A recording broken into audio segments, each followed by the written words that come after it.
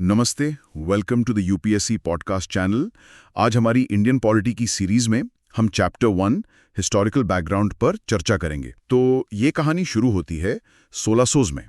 अंग्रेज यहाँ आए थे व्यापारी बनकर, ईस्ट इंडिया कंपनी के नाम से। क्वीन एलिजाबेथ वन से 1600 में एक चार्टर मिला था, मतलब इंडिया के साथ ट्रेड करने के एक्सक्लूसिव राइट्स। जरा सोचिए, आज के टाइम में सरकार कह दे कि भाई इंडिया में सारा ई कॉमर्स सिर्फ एक कंपनी, मान लो इंडिया कार्ट ही करेगी और कोई नहीं। कैसा माहौल होगा? बिल्कुल। शुरू में तो इरादा सिर्फ मसालों और कपड़ों का व्यापार था, लेकिन धीरे धीरे हालात बदलते गए। 1765 आते आते बैटल ऑफ बक्सर के बाद कंपनी को बंगाल, बिहार और उड़ीसा के दीवानी राइट्स मिल गए। दीवानी मतलब? दीवानी मतलब रेवेन्यू कलेक्शन और सिविल जस्टिस का हक।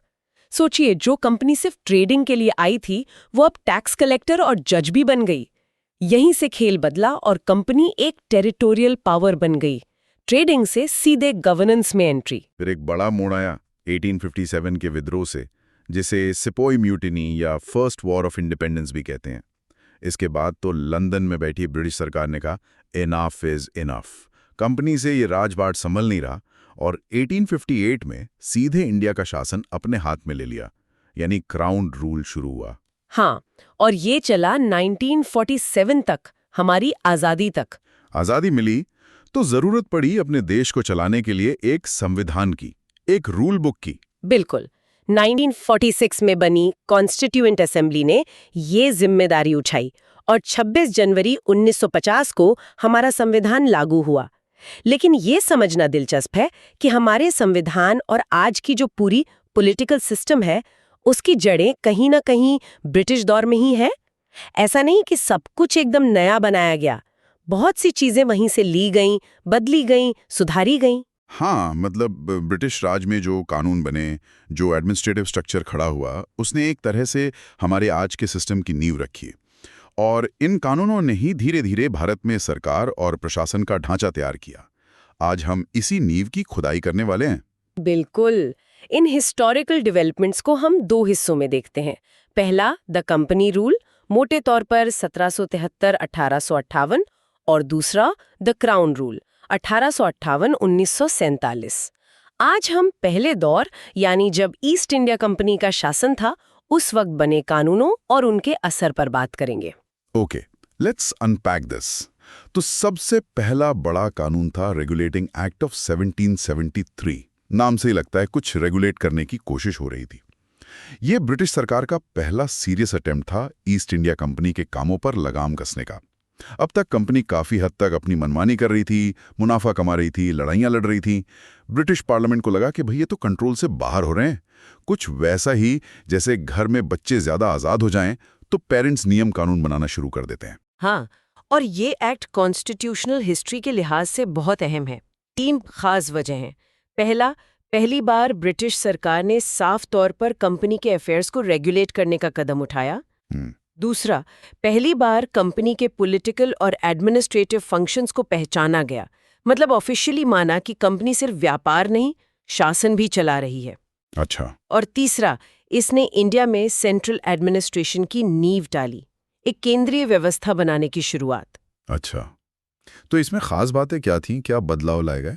पहला, बंगाल के गवर्नर का पदनाम बदलकर गवर्नर जनरल ऑफ बंगाल कर दिया गया। पहले गवर्नर जनरल बने लॉर्ड वॉरेन हेस्टिंग्स।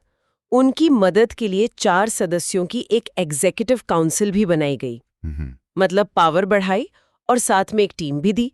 लेकिन ये टीम कई बार उनके लिए सिरदर्द भी बनी। और बाकी प्रेसिडेंसीज का क्या हुआ? बॉम्बे और मद्रास वाले? दूसरा पॉइंट वही है, बॉम्बे और मद्रास प्रेसिडेंसीज के गवर्नर्स को बंगाल के गवर्नर जनरल के अधीन कर दिया गया। पहले ये तीनों प्रेसिडेंसीज काफी हद तक इंडिपेंडेंट थी, अपने फैसले खुद लेती थी। अब ऐसा नहीं रहा। अच्छा। जैसे किसी कंपनी की अलग अलग सिटी ब्रांचेस को अब हेड ऑफिस, मान लीजिए कैलकाता, को रिपोर्ट करना जरूरी हो गया। सेंट्रलाइजेशन का पहला बड़ा कदम। और कोर्ट कचहरी कुछ उसका भी था? तीसरा, कलकत्ता में एक सुप्रीम कोर्ट की स्थापना का प्रावधान किया गया, जो 1774 में बना। इसमें एक चीफ जस्टिस और 3 और जजेस थे।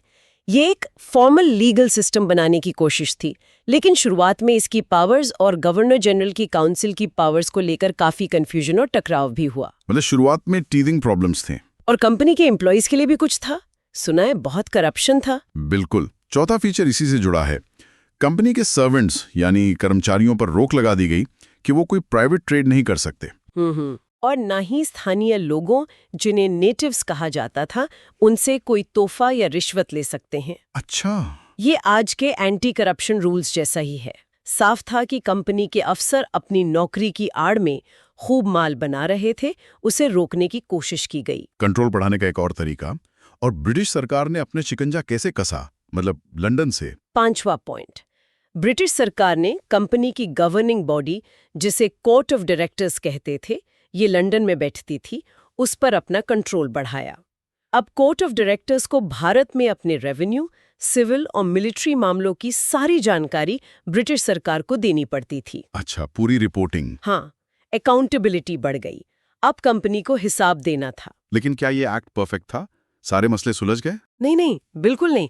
1773 के एक्ट में कई एम्बिग्यूटीज थीं, खासकर सुप्रीम कोर्ट और गवर्नर जनरल काउंसिल के अधिकार क्षेत्रों को लेकर। इन्हें ठीक करने के लिए 1781 में एक अमेंडिंग एक्ट पास किया गया, जिसे एक्ट ऑफ सेटलमेंट भी कहते हैं। Act of settlement. ठीक है। हाँ। ये एक तरह का बग फिक्स या पैच था, जैसे सॉफ्टवेयर अपडेट आता है। तो इस पैच ने क्या ठीक किया? क्या थे इसके फीचर्स? पहला, गवर्नर जनरल और उनकी काउंसिल को उनकी ऑफिशियल कैपेसिटी में किए गए कामों के लिए सुप्रीम कोर्ट के जुरिस्डिक्शन से बाहर कर दिया गया। ओ, इम्यूनिटी मिल गई। हाँ, एक तरह से। मतलब अगर वो अपनी ड्यूटी निभाते हुए कुछ करते हैं तो उन पर सुप्रीम कोर्ट में मुकदमा नहीं चलेगा। यही छूट कंपनी के बाकी कर्मचारियों को भी मिली उनके ऑफिशियल एक्शंस के लिए। अच्छा, ये तो बड़ी बात थी। और टैक्स वगैरह के मामले, रेवेन्यू वाले। दूसरा, रेवेन्यू मैटर्स और रेवेन्यू कलेक्शन से जुड़े मामलों को भी सुप्रीम कोर्ट के दायरे से बाहर कर दिया गया। टैक्स कौन देगा, कितना देगा, कैसे वसूला जाएगा, इन पर अब सुप्रीम कोर्ट का दखल नहीं होगा। ये शायद एग्जीक्यूटिव और जुडिशरी के कामों को अलग करने की एक शुरुआती झलक थी। और आम लोगों के लिए सुप्रीम कोर्ट का जुरिस्डिक्शन कहाँ तक तय हुआ? तीसरा, ये साफ किया गया कि सुप्रीम कोर्ट का जुरिस्डिक्शन कलकत्ता के सभी निवासियों पर लागू होगा। और सबसे दिलचस्प बात, कोर्ट को मुकदमे का फैसला डिफेंडेंट के पर्सनल लॉ के हिसाब से करना था। हिंदुओं के लिए हिंदू कानून और मुस्लिमों के लिए मुहम्मदन कानून। अरे वाह, पर्सनल लॉज का फॉर्मल जिक्र यहाँ से। हाँ, यही हमें कॉडिफाइड पर्सनल लॉज का फॉर्मल लीगल सिस्टम में इस्तेमाल होता दिखता है, जिसकी गूंज आज तक सुनाई देती है। और निचली अदालतों से अपील का क्या सिस्टम बना? पहले कहाँ जाती थी? चौथा, प्रोविंशियल कोर्ट्स यानी प्रांतीय अदालतों से अपील अब सुप्रीम कोर्ट में नहीं, बल्कि गवर्नर जनरल इन काउंसिल के पास जाएगी।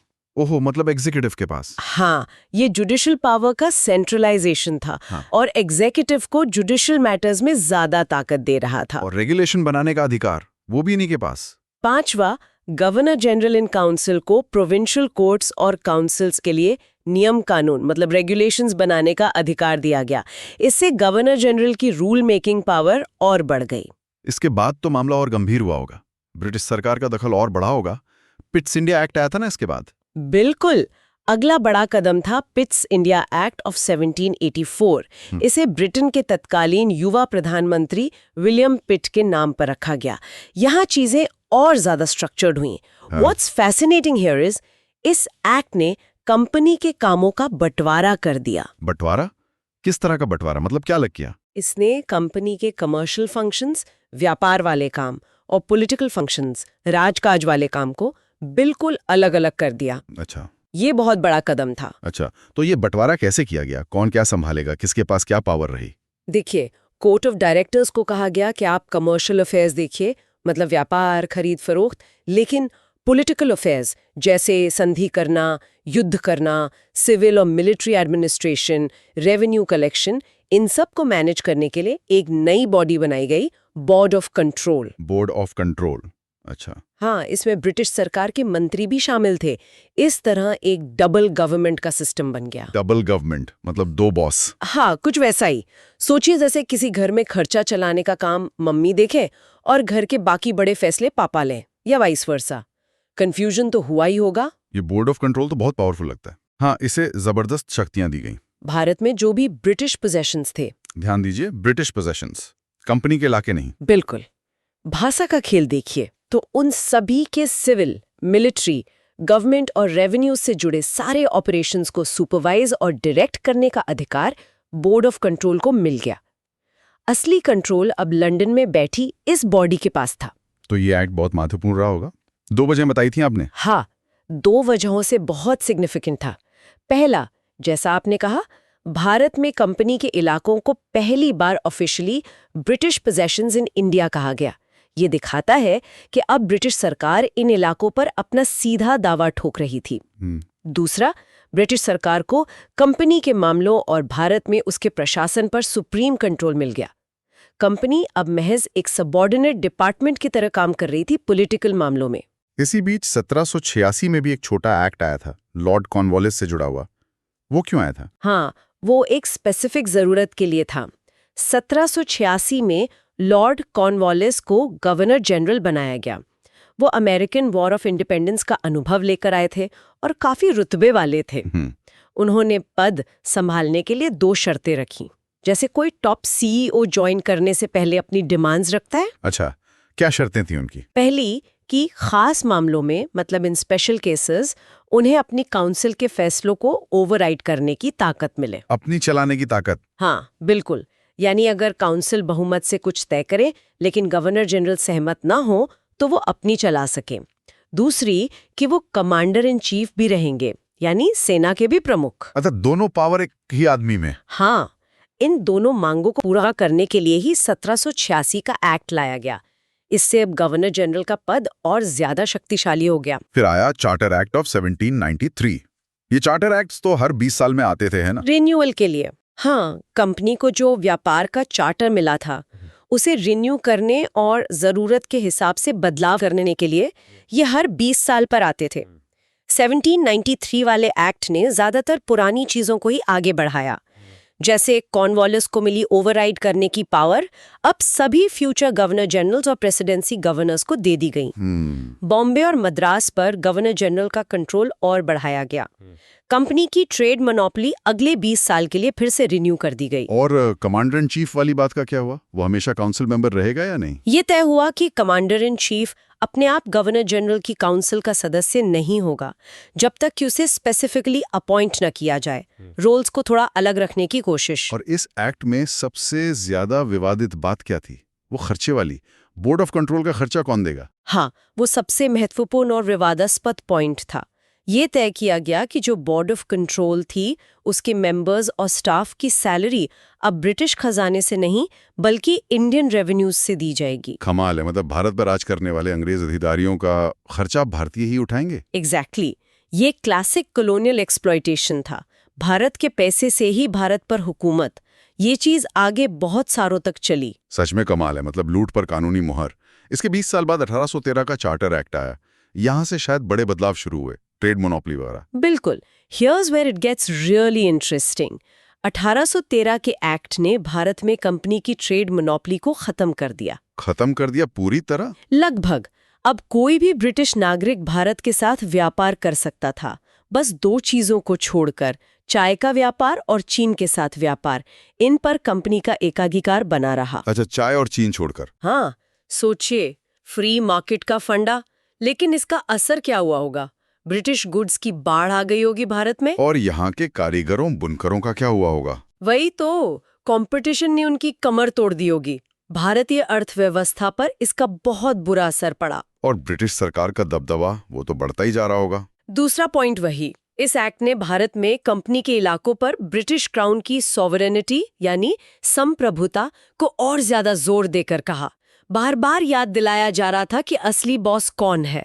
कंट्रोल और पक्का किया गया। इस एक्ट में मिशनरीज और एजुकेशन का भी जिक्र था। ये क्या था? हाँ, तीसरा पॉइंट, इसने क्रिश्चियन मिशनरीज को भारत आने की इजाजत दे दी, ऑफिशियली लोगों को इनलाइटन करने के लिए, मतलब अपना धर्म और संस्कृति फैलाने के लिए। अच्छा, मतलब धर्म प्रचार की खुली छूट। हाँ, इसका भारत के समाज और कल्चर पर गहरा असर पड़ा। धर्मांतरण हुए, बहसें छिड़ी।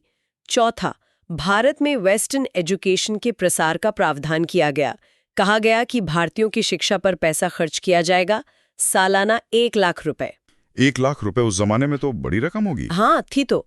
ये भारत में मॉडर्न एजुकेशन सिस्टम की शुरुआत थी, जिसके फायदे और नुकसान दोनों पर आज तक चर्चा होती है। मैकॉले की शिक्षा नीति की जड़ें कहीं न कहीं यहीं से जुड़ी हैं। और टैक्स लगाने का अधिकार वो भी बदला। 5वां, इसने भारत में लोकल गवर्नमेंट्स को लोगों पर टैक्स लगाने का अधिकार दिया। टैक्स न देने पर सजा का भी प्रावधान था। अच्छा। इसे डिसेंट्रलाइजेशन कह सकते हैं, या फिर टैक्स वसूली का बोझ नीचे वालों पर डालना। इसके बाद आया चार्टर एक्ट ऑफ 1833। इसे तो सेंट्रलाइजेशन का चरम कहा जाता है, सब कुछ सेंटर के हाथ में। हाँ, ये ब्रिटिश भारत में सेंट्रलाइजेशन की दिशा में फाइनल स्टेप माना जाता है। सारी ताकत एक जगह इकट्ठा करने की कोशिश। कैसे, क्या हुआ इसमें ऐसा? पहला, बंगाल के गवर्नर जनरल को अब पूरे भारत का गवर्नर जनरल बना दिया गया। गवर्नर जनरल ऑफ इंडिया, पूरे इंडिया का। हाँ। पहले बने लॉर्ड विलियम बेंटिक। उन्हें सारी सिविल और मिलिट्री पावर सौंप दी गई। इस एक्ट ने पहली बार एक ऐसी गवर्नमेंट ऑफ इंडिया बनाई जिसका अधिकार ब्रिटिश कब्जे वाले पूरे भारतीय क्षेत्र पर था। और कानून बनाने की शक्ति, लेजिस्लेटिव पावर्स, वो भी सेंट्रलाइज्ड हो गई। बिल्कुल। दूसरा पॉइंट, बॉम्बे और मद्रास के गवर्नरों से उनकी लेजिस्लेटिव पावर्स छीन ली गई। अब पूरे ब्रिटिश भारत के लिए कानून बनाने की एक्सक्लूसिव पावर सिर्फ गवर्नर जनरल ऑफ इंडिया और उसकी काउंसिल के पास थी। अच्छा, और कानूनों के नाम भी बदले, रेगुलेशन से एक्ट्स। हाँ, एक और बात, इस एक्ट से पहले बने कानूनों को रेगुलेशंस कहते थे। अब जो कानून बने उन्हें एक्ट्स कहा जाने लगा। ये दिखाता है कि लॉ मेकिंग को कितना सीरियस और फॉर्मल बना दिया गया था। और कंपनी का क्या हुआ? क्या वो अभी ट्रेडिंग कर रही थी? तीसरा पॉइंट, ईस्ट इंडिया कंपनी की कमर्शियल एक्टिविटीज पूरी तरह खत्म कर दी गई। अब कंपनी सिर्फ एक एडमिनिस्ट्रेटिव बॉडी रह गई। दुकान बंद, सिर्फ ऑफिस का काम। बिल्कुल। एक्ट में कहा गया कि भारत में कंपनी के इलाके अब वो his majesty, his heirs and successors के लिए ट्रस्ट में रखे हुए हैं। मतलब कंपनी अब सिर्फ एक केयरटेकर है, असली मालिक ब्रिटिश क्राउन है। इस एक्ट में भारतीयों के लिए भी कुछ था, नौकरियों को लेकर, वो ओपन कंपटीशन वाली बात। चौथा, और ये बहुत महत्वपूर्ण है, 1833 के एक्ट ने सिविल सर्विसेज के सिलेक्शन के लिए ओपन कंपटीशन सिस्टम शुरू करने की कोशिश की थी। ये भी कहा गया था कि किसी भी भारतीय को सिर्फ उसके धर्म, जन्म स्थान, वंश या रंग के आधार पर कंपनी के अधीन किसी भी पद या नौकरी से वंचित नहीं किया जाएगा। अरे वाह, ये तो बहुत प्रोग्रेसिव लगता है कागज पर। लगता तो है ना? लेकिन कोर्ट ऑफ डायरेक्टर्स के जोरदार विरोध के कारण ये प्रोविजन लागू नहीं हो पाया। लागू नहीं हुआ? क्यों विरोध हुआ? ये दिखाता है कि सुधार की बातें तो थीं, पर जमीनी हकीकत में नस्ली भेदभाव कितना गहरा था। डर था कि भारतीय कहीं ऊंचे पदों पर ना आ जाएं। मतलब कोशिश हुई पर नाकाम रही। तो ये खुली प्रतियोगिता वाली बात, ओपन कंपटीशन, कब लागू हुई फिर? वो हुई अगले चार्टर एक्ट में, जो कंपनी रूल का आखिरी चार्टर एक्ट था, चार्टर एक्ट ऑफ 1853। ये भी एक सिग्निफिकेंट कॉन्स्टिट्यूशनल लैंडमार्क है। अच्छा, आखिरी चार्टर एक्ट, इसमें क्या खास था? पहला, इसने पहली बार गवर्नर जनरल की काउंसिल के लेजिस्लेटिव फंक्शंस, कानून बनाने वाले काम, और एग्जीक्यूटिव फंक्शंस, कानून लागू करने वाले काम को अलग किया। लेजिस्लेटिव और एग्जीक्यूटिव अलग कैसे? इसके लिए काउंसिल में 6 नए मेंबर्स जोड़े गए, जिन्हें लेजिस्लेटिव काउंसलर्स कहा गया। इसने एक तरह से गवर्नर जनरल के लिए एक अलग लेजिस्लेटिव काउंसिल बना दी, जिसे इंडियन सेंट्रल लेजिस्लेटिव काउंसिल कहा गया। अच्छा, एक अलग काउंसिल। हाँ, ये काउंसिल एक मिनी पार्लियामेंट की तरह काम करती थी और काफी हद तक ब्रिटिश संसद जैसी प्रक्रिया अपनाती थी। पहली बार लेजिस्लेशन को सरकार का एक स्पेशल फंक्शन माना गया, जिसके लिए अलग मशीनरी और प्रोसेस चाहिए। और वो ओपन कंपटीशन वाली बात, वो लागू हुई। दूसरा, इसने आखिरकार सिविल सर्विसेज, जिसे कवेनेंटेड सिविल सर्विस कहते थे, कि सिलेक्शन और रिक्रूटमेंट के लिए ओपन कंपटीशन सिस्टम शुरू कर दिया। आखिरकार। हाँ, अब ये भारतीयों के लिए भी खुल गई। हालांकि एग्जाम लंदन में होता था, अंग्रेजी में होता था, उम्र सीमा कम थी भारतीयों के लिए, राह आसान नहीं थी, फिर भी सैद्धांतिक तौर पे दरवाजा खुल गया। चुनौतियां तो थीं। बिल्कुल। इसी के लिए 1854 में मैकॉले कमेटी बनी, जिसने नियम वगैरह बनाए। सत्येंद्र नाथ टैगोर पहले भारतीय थे जिन्होंने इसे क्रैक किया। कंपनी के शासन का क्या हुआ इस एक्ट में? टाइम बढ़ाया गया? तीसरा, इसने कंपनी के शासन को आगे बढ़ाया और उसे ब्रिटिश क्राउन के ट्रस्ट पर भारतीय इलाकों पर कब्जा बनाए रखने की इजाजत दी। लेकिन पिछले चार्टर्स की तरह इसने कोई फिक्स टाइम पीरियड नहीं बताया, जैसे 20 साल। ओह, मतलब कोई गारंटी नहीं। कोई गारंटी नहीं। ये एक साफ इशारा था कि कंपनी का शासन अब कभी भी खत्म किया जा सकता है। काउंटडाउन शुरू हो चुका था।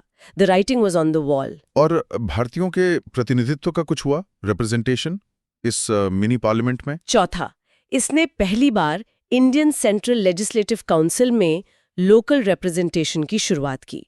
जो 6 नए लेजिस्लेटिव मेंबर जोड़े गए थे, उनमें से 4 को मद्रास, बॉम्बे, बंगाल और आगरा के प्रोविंशियल गवर्नमेंट्स द्वारा अपॉइंट किया जाना था। अच्छा, लोकल सरकारों से अपॉइंट होंगे। हाँ, ये रिप्रेजेंटेशन बहुत ही सीमित था, नाम मात्र का था।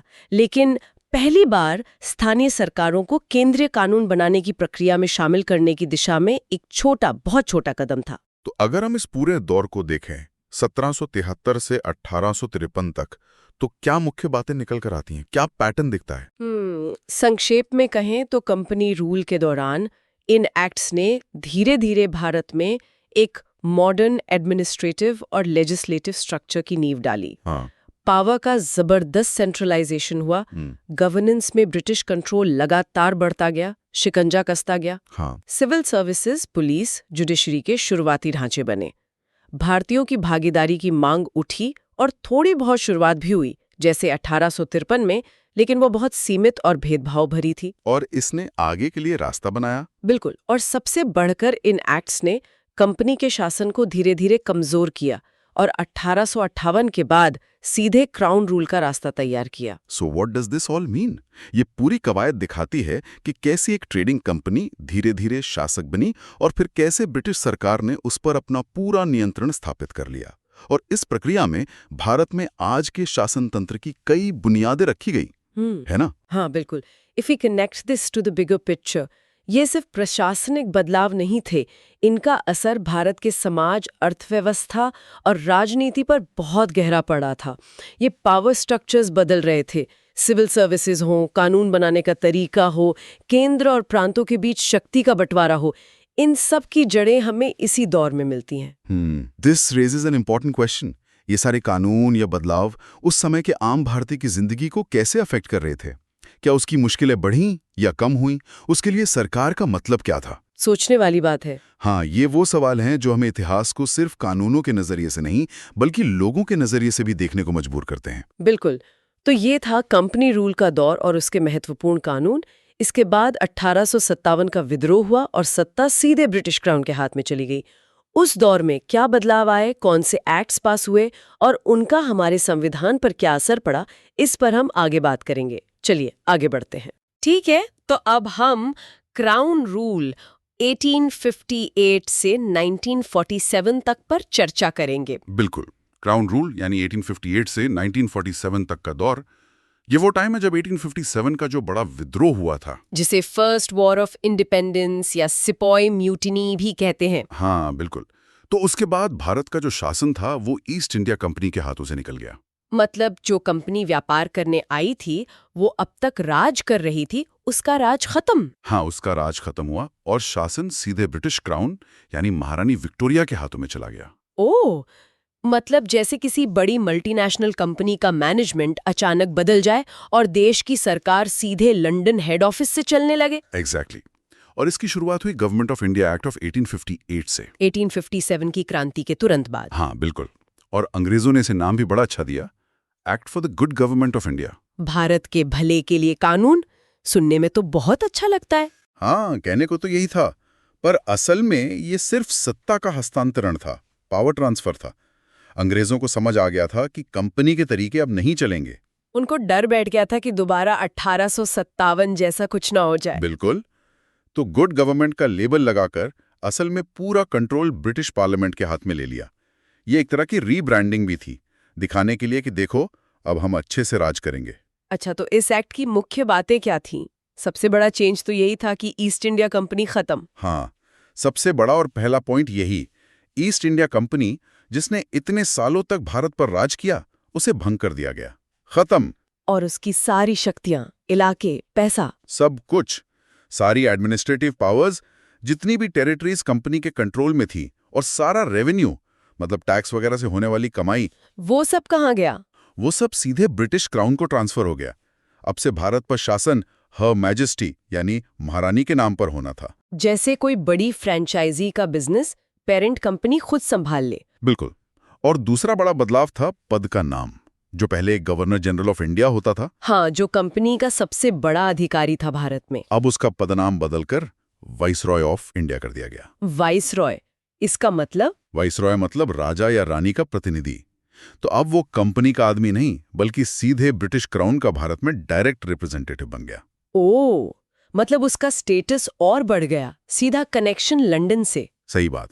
और लॉर्ड कैनिंग, जो उस वक्त गवर्नर जनरल थे, वही पहले वाइसरॉय बने। अच्छा, और वो जो पहले एक अजीब सी डबल गवर्नमेंट चलती थी लंदन से, बोर्ड ऑफ कंट्रोल और कोर्ट ऑफ डायरेक्टर्स। हाँ, वो कंफ्यूजन भी खत्म।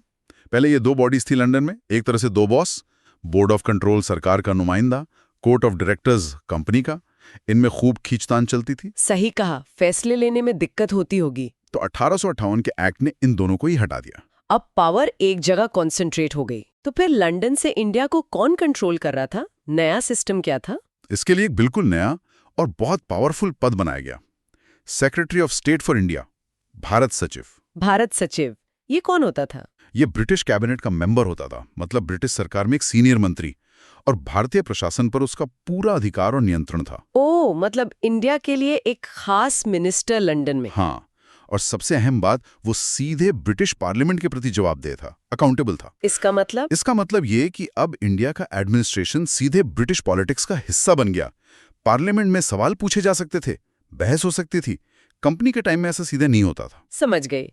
तो ये सेक्रेटरी ऑफ स्टेट अकेले ही सब संभालता था? इंडिया तो बहुत बड़ा देश है। नहीं, उसकी मदद के लिए 15 सदस्यों वाली एक काउंसिल ऑफ इंडिया यानी भारत परिषद बनाई गई। ये काउंसिल क्या करती थी? ये बेसिकली एक सलाहकार निकाय थी, एक एडवाइजरी बॉडी। इसमें ज्यादातर वो ब्रिटिश अधिकारी होते थे जिन्हें भारत में काम करने का अनुभव था, और सेक्रेटरी ऑफ स्टेट इसका चेयरमैन होता था। जैसे आजकल मिनिस्टर्स के पास एडवाइजर्स होते हैं। बिल्कुल वैसा ही। ये काउंसिल सेक्रेटरी ऑफ स्टेट को सलाह देती थी। और एक और बात थी ना इसमें, secretary of state and council को एक बॉडी कॉर्पोरेट बनाया गया था। इसका क्या मतलब था? हाँ, इसका मतलब उसे एक लीगल एंटिटी, एक कानूनी इकाई का दर्जा दिया गया। तो उससे क्या फर्क पड़ा? इससे फर्क ये पड़ा कि ये इकाई यानी secretary of state and council कानूनी तौर पर कॉन्ट्रैक्ट कर सकती थी, प्रॉपर्टी खरीद बेच सकती थी, भारत और इंग्लैंड में किसी पर केस कर सकती थी, और इस पर भी केस किया जा सकता था। एडमिनिस्ट्रेटिव और फाइनेंशियल कामों के लिए जरूरी था, जैसे रेलवे लाइन बिछाने के लिए जमीन लेना या कोई बड़ा सरकारी ठेका देना। अच्छा, तो ये कानूनी दांव पेच के लिए था। तो कुल मिलाकर इस 1858 एक्ट का भारत पर मतलब जमीनी स्तर पर कितना असर हुआ? क्या बहुत कुछ बदल गया? देखिए, सच तो यह है कि ये एक्ट ज्यादातर इंग्लैंड में बैठे एडमिनिस्ट्रेटिव मशीनरी को सुधारने पर फोकस कर रहा था। लंदन का ढांचा बदला गया। लेकिन भारत में जो कलेक्टर साहब जिले में बैठे थे या पुलिस का जो सिस्टम था, उसमें कोई बहुत बड़ा बुनियादी बदलाव, कोई सब्सटैंशियल चेंज तुरंत नहीं आया।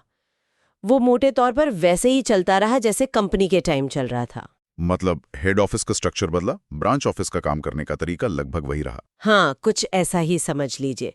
फोकस लंदन पर था, सत्ता को कंसोलिडेट करने पर था। ठीक है, तो ये था 1858 का एक्ट। इसके सिर्फ 3 साल बाद 1861 में एक और एक्ट आ गया, इंडियन काउंसिल्स एक्ट ऑफ 1861। इतनी जल्दी एक और एक्ट क्यों? इसकी वजह भी 1857 ही थी।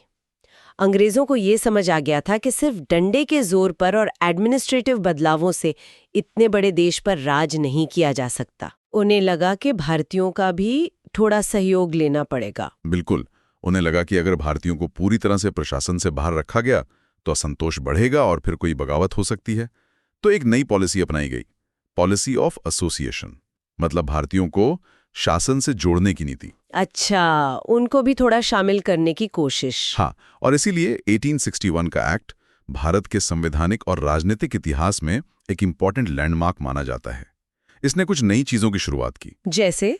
सबसे खास बात क्या थी इसमें? सबसे खास बात थी इसमें रिप्रेजेंटेटिव इंस्टीट्यूशंस की तरफ पहला कदम। मतलब भारतीयों को कानून बनाने की प्रक्रिया, लॉ मेकिंग प्रोसेस से जोड़ने की शुरुआत हुई। कैसे? वाइसरॉय को ये अधिकार दिया गया कि वो अपनी लेजिस्लेटिव काउंसिल, जिसे अब एक्सपैंड किया गया था, उसमें कुछ भारतीयों को नॉन ऑफिशियल मेंबर्स के तौर पर नॉमिनेट कर सके। नॉमिनेट मतलब वाइसरॉय अपनी मर्जी से चुनेगा, इलेक्शन नहीं? नहीं, इलेक्शन का तो सवाल ही नहीं था अभी। ये सिर्फ नॉमिनेशन था। वाइसरॉय कुछ भरोसेमंद और प्रभावशाली भारतीयों को चुन सकता था। अच्छा, जैसे कौन लोग चुने गए? जैसे 1862 में लॉर्ड कैनिंग ने 3 लोगों को नॉमिनेट किया।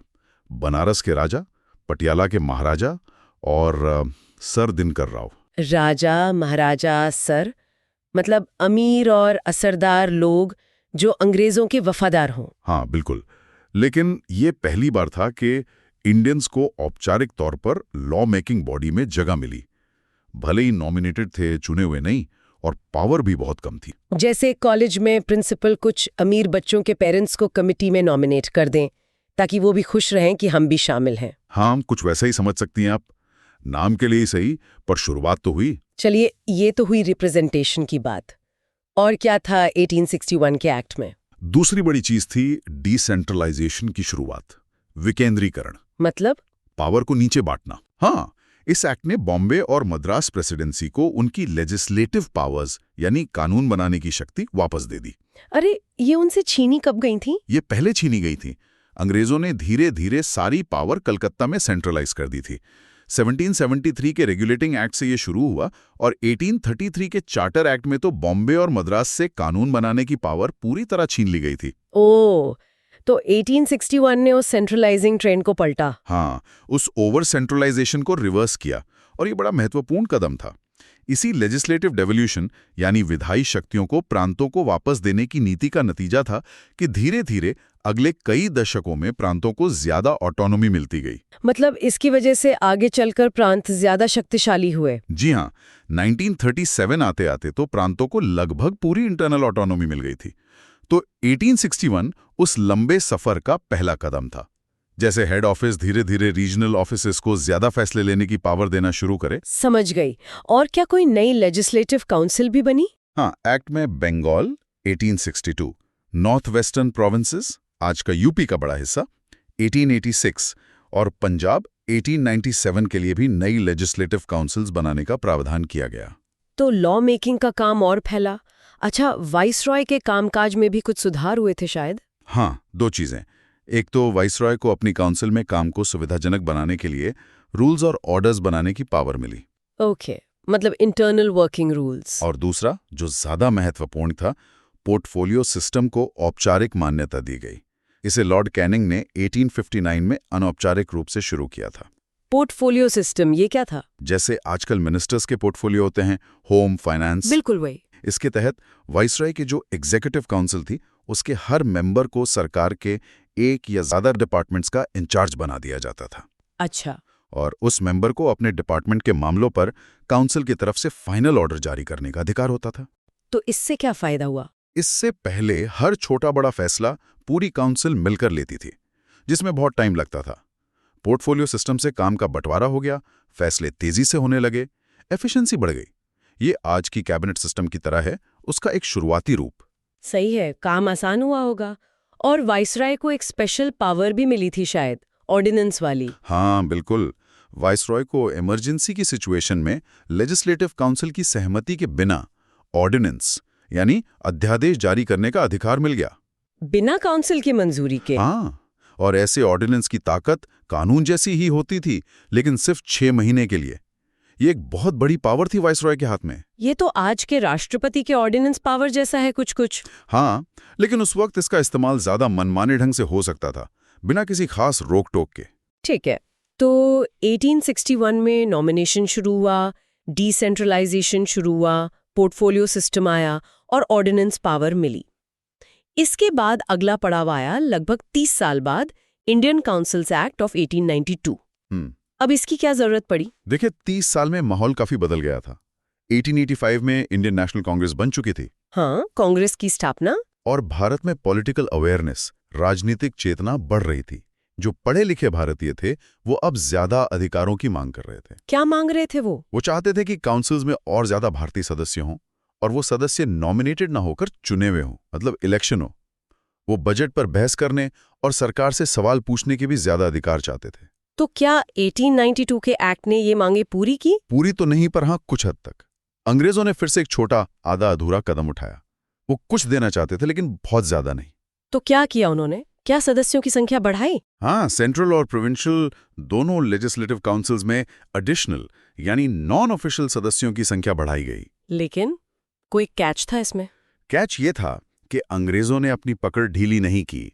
उन्होंने ये पक्का किया कि काउंसिल्स में सरकारी सदस्यों का बहुमत यानी ऑफिशियल मेजॉरिटी बनी रहे। मतलब नॉन ऑफिशियल मेंबर चाहे वो नॉमिनेटेड हों या इनडायरेक्टली चुने हुए, मिलकर भी सरकारी अधिकारियों और उनके नॉमिनेटेड लोगों से कम ही रहेंगे। तो अंत में सरकार जो चाहेगी वही कानून पास होगा। ओह, मतलब भारतीय सदस्यों की संख्या तो बढ़ी, पर असली पावर अभी भी अंग्रेजों के पास।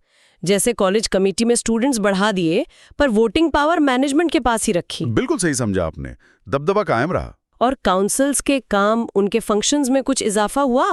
कांग्रेस की ये भी तो मांग थी। हाँ, ये इस एक्ट का एक जरूरी हिस्सा था। काउंसिल्स के फंक्शंस बढ़ाए गए, उन्हें 2 नए और महत्वपूर्ण अधिकार मिले। क्या थे वो? पहला, बजट पर बहस करने का अधिकार, डिस्कसिंग द बजट, और दूसरा, एग्जीक्यूटिव यानी सरकार से सवाल पूछने का अधिकार।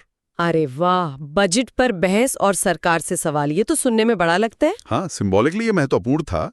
सरकार को थोड़ा अकाउंटेबल बनाने की तरफ एक कदम। जैसे स्कूल में पहले सिर्फ प्रिंसिपल की बात सुननी पड़ती थी, अब स्टूडेंट काउंसिल को बजट पर चर्चा करने और प्रिंसिपल से सवाल पूछने की इजाजत मिल गई। लेकिन यहाँ भी लेकिन होगा जरूर। हाँ बिल्कुल, सीमाएं थीं। बजट पर बहस तो कर सकते थे, पर वोट करके उसे बदल नहीं सकते थे। ओ, सिर्फ चर्चा, फैसला नहीं। और सवाल पूछ सकते थे, पर सरकार जवाब देने के लिए बाध्य नहीं थी।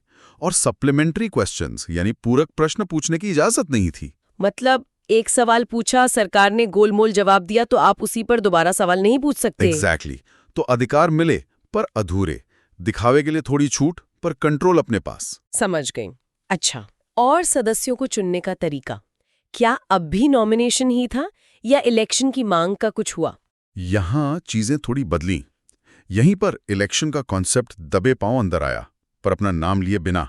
मतलब एक्ट में ये प्रावधान किया गया कि कुछ नॉन ऑफिशियल सीटों को भरने के लिए नॉमिनेशन कुछ खास बॉडीज की सिफारिश पर किया जाएगा। किन बॉडीज की सिफारिश पर? जैसे सेंट्रल लेजिस्लेटिव काउंसिल में वाइस राय कुछ सदस्यों को प्रोविंशियल लेजिस्लेटिव काउंसिल्स और बंगाल चैम्बर ऑफ कॉमर्स की सिफारिश पर नॉमिनेट करेगा। और प्रांतों में? और प्रोविंशियल काउंसिल्स में गवर्नर कुछ सदस्यों को district boards, municipalities, universities, trade associations, जमींदारों और चेंबर्स ऑफ कॉमर्स की सिफारिश पर नॉमिनेट करेंगे। सिफारिश पर नॉमिनेशन, तो ये संस्थाएं नाम सुझाएंगी और गवर्नर या वाइस राय उनमें से चुनेंगे।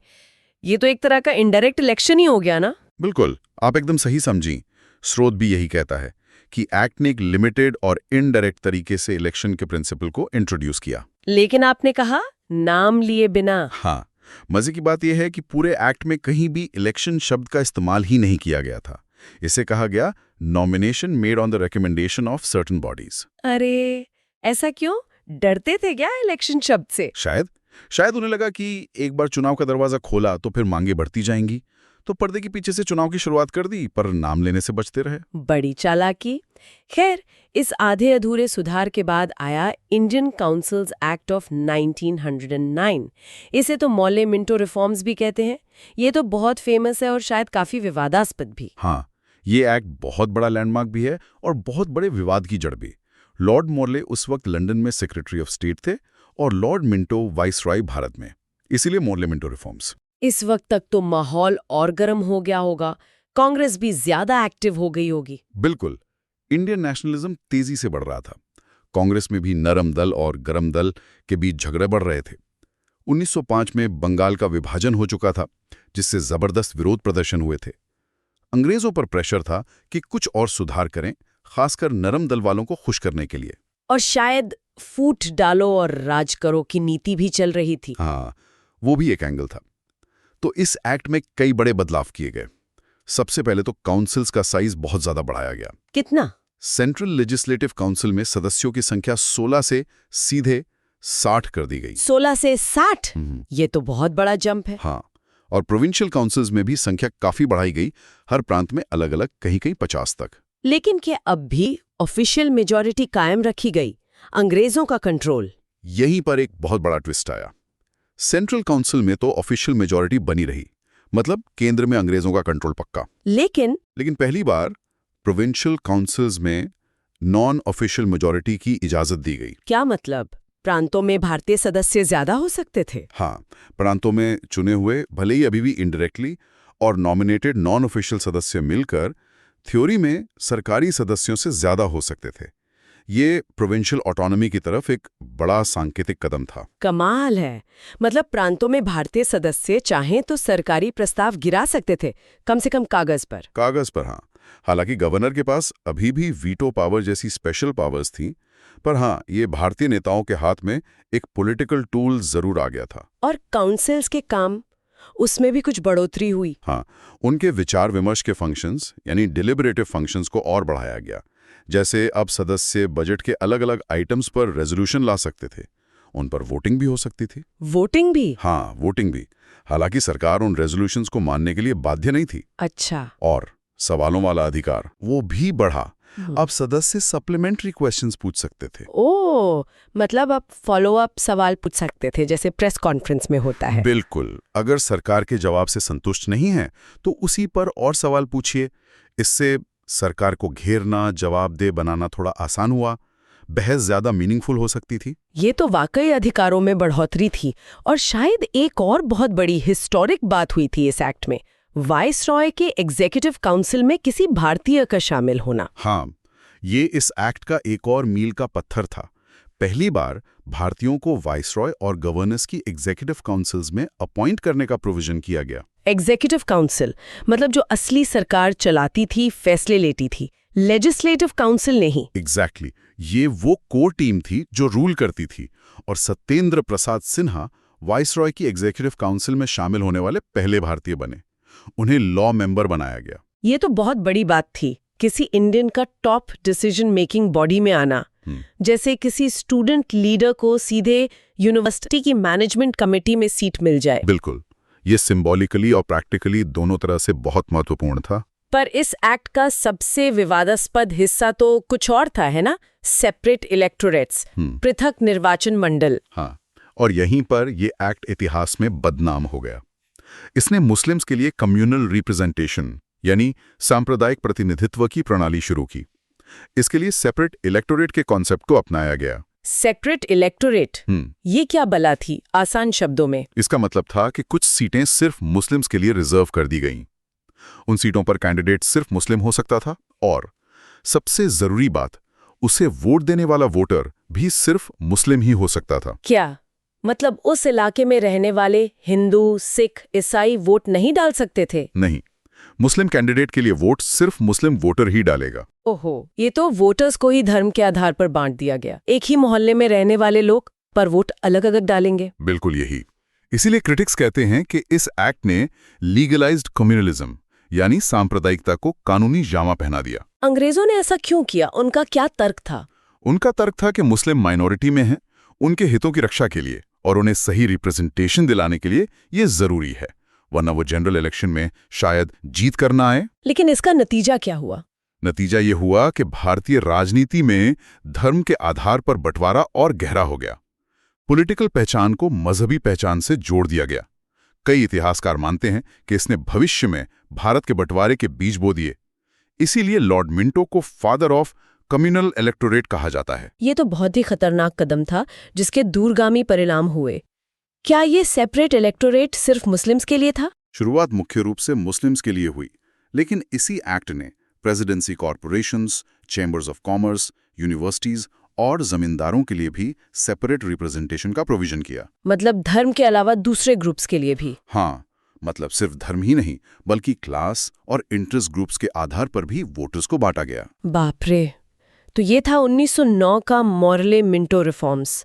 तो अगर हम 1858 से 1909 तक देखें तो एक पैटर्न सा दिखता है। कैसा पैटर्न? कि अंग्रेज धीरे धीरे दबाव में आकर थोड़े थोड़े सुधार करते थे, इंडियंस को थोड़ी भागीदारी देते थे, काउंसिल्स की पावर बढ़ाते थे। हाँ, पर साथ ही अपना फाइनल कंट्रोल भी बनाए रखते थे, ऑफिशियल मेजॉरिटी रखना, वीटो पावर रखना, और बीच बीच में बांटो राज करो जैसी पॉलिसीज भी ले आते थे, जैसे ये सेपरेट इलेक्टोरेट्स। हर कदम बहुत नपा तुला होता था। बिल्कुल सही कहा आपने। ये एक बहुत धीमी ग्रेजुअल प्रोसेस थी। ब्रिटिश सरकार हमेशा इंडियन नेशनलिज्म की बढ़ती लहर और अपने इंपीरियल इंटरेस्ट के बीच एक बैलेंस बनाने की कोशिश करती रहती थी।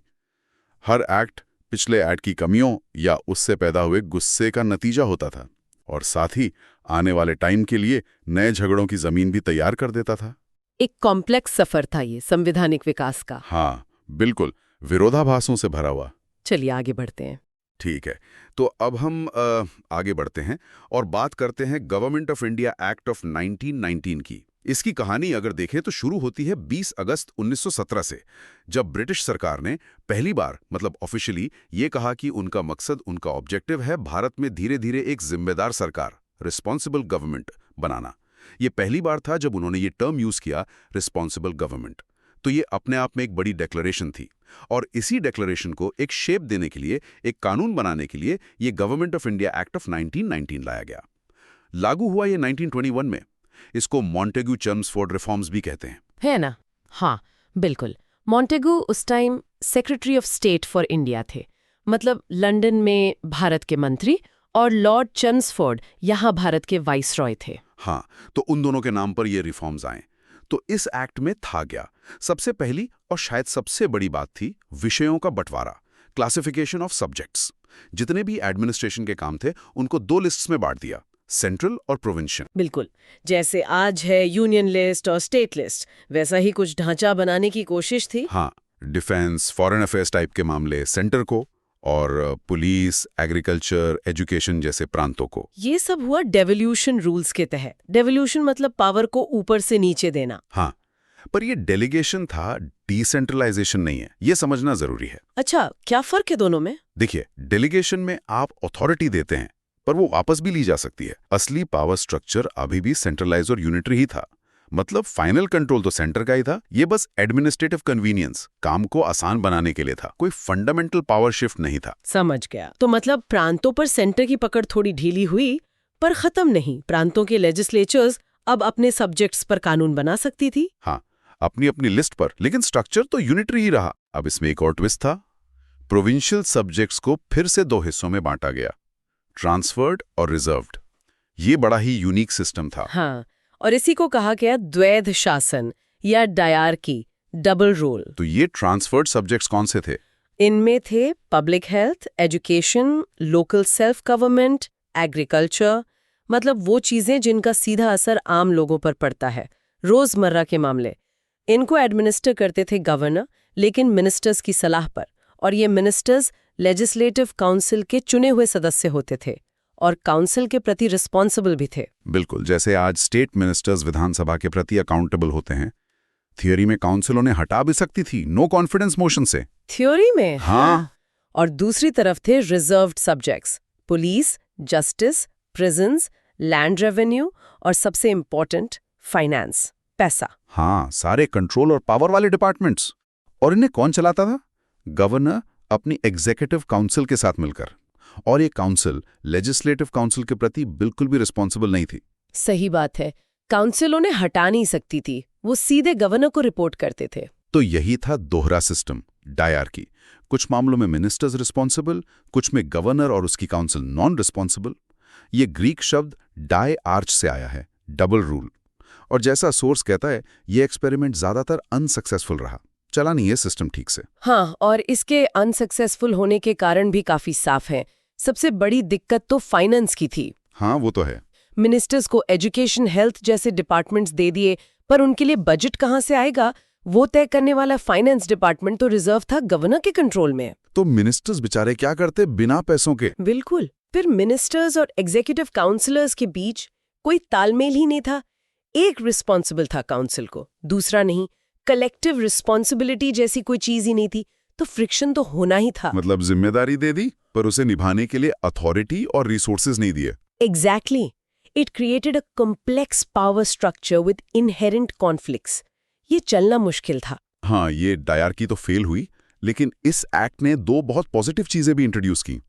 पहली बार बाइकैमरलिज्म, यानी दो सदन वाली विधायिका सेंटर में, और डायरेक्ट इलेक्शंस। ये वाकई बहुत बड़े कदम थे इंडियन डेमोक्रेसी के लिहाज से, माइलस्टोन्स कह सकते हैं। पहले सेंटर में एक ही इंडियन लेजिस्लेटिव काउंसिल थी, अब उसकी जगह दो हाउस आ गए, upper house, council of state और लोअर हाउस, लेजिस्लेटिव असेंबली। बिल्कुल, आज की राज्यसभा और लोकसभा जैसा स्ट्रक्चर, नींव यहीं पड़ी। और सबसे बड़ी बात, दोनों सदनों के ज्यादातर सदस्य अब डायरेक्ट इलेक्शन से चुने जाने थे। मतलब लोग जो भी एलिजिबल थे वो सीधे वोट डालकर अपने रिप्रेजेंटेटिव चुन सकते थे। हाँ, ये डायरेक्ट इलेक्शन का प्रिंसिपल इंट्रोड्यूस करना बहुत सिग्निफिकेंट था। हालांकि ये याद रखना होगा कि फ्रैंचाइज मतलब वोट देने का अधिकार बहुत लिमिटेड था। हाँ, वो सबको नहीं मिला था। ये प्रॉपर्टी, टैक्स पेमेंट या एजुकेशन जैसी क्वालिफिकेशंस पर बेस था। आम आदमी, गरीब, किसान, मजदूर, ज्यादातर महिलाएं वोट नहीं दे सकती थीं। मतलब एक तरह की डेमोक्रेसी फॉर द इलीट। हाँ बिल्कुल, पर फिर भी डायरेक्ट इलेक्शन का आइडिया आना ये अपने आप में पॉलिटिकल कॉन्शियसनेस बढ़ाने वाला कदम था। लोगों को लगा कि हाँ, वोट की कोई कीमत है। एक और बदलाव था वाइसरॉय की एग्जीक्यूटिव काउंसिल में। ये वाइसरॉय की कैबिनेट जैसी थी। इसमें पहले ज्यादातर ब्रिटिश होते थे। अब कहा गया कि कमांडर इन चीफ को छोड़कर 6 में से कम 3 सदस्य भारतीय होंगे। रिप्रेजेंटेशन बढ़ा एग्जीक्यूटिव लेवल पर भी। हाँ, लेकिन सवाल वही है कि क्या ये सिर्फ सिंबॉलिक था या इससे डिसीजन मेकिंग में भारतीयों का सच में इन्फ्लुएंस बढ़ा? क्या उन्हें इंपॉर्टेंट पोर्टफोलियोज मिले? ये देखना होगा। पर हाँ, प्रेशर तो बढ़ रहा था इंडियंस को इंक्लूड करने का। लेकिन एक और चीज थी जो रिप्रेजेंटेशन के नाम पे बढ़ी, पर शायद वो बांटने वाली दिशा में थी। वो था कम्युनल रिप्रेजेंटेशन का विस्तार। हाँ, 1919 के मॉरल-मेंटो रिफॉर्म्स में सिर्फ मुस्लिम्स के लिए सेपरेट इलेक्टोरेट्स थे। इस 1919 एक्ट ने इसे Sikhs, Indian Christians, Anglo Indians और यूरोपियंस तक एक्सटेंड कर दिया। सेपरेट इलेक्टोरेट मतलब इन कम्युनिटीज के वोटर सिर्फ अपनी ही कम्युनिटी के कैंडिडेट को वोट देंगे। बिल्कुल, और ये बहुत कंट्रोवर्शियल कदम था।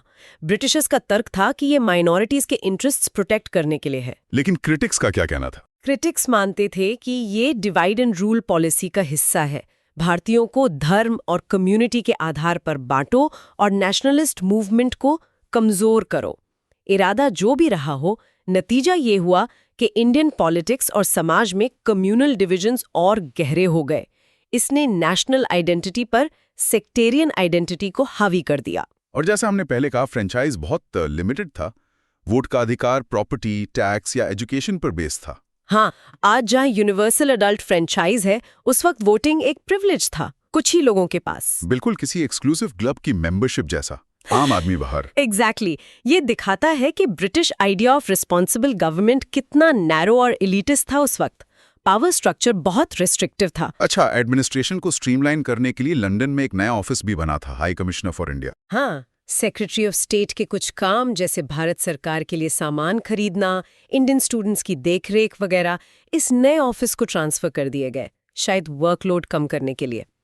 एडमिनिस्ट्रेटिव एफिशिएंसी बढ़ाने की कोशिश। लगता तो यही है। और एक बहुत ही फॉरवर्ड लुकिंग प्रोविजन था पब्लिक सर्विस कमीशन बनाने का। हाँ, ये बहुत महत्वपूर्ण था, सिविल सर्वेंट्स की भर्ती मेरिट के आधार पर करने के लिए।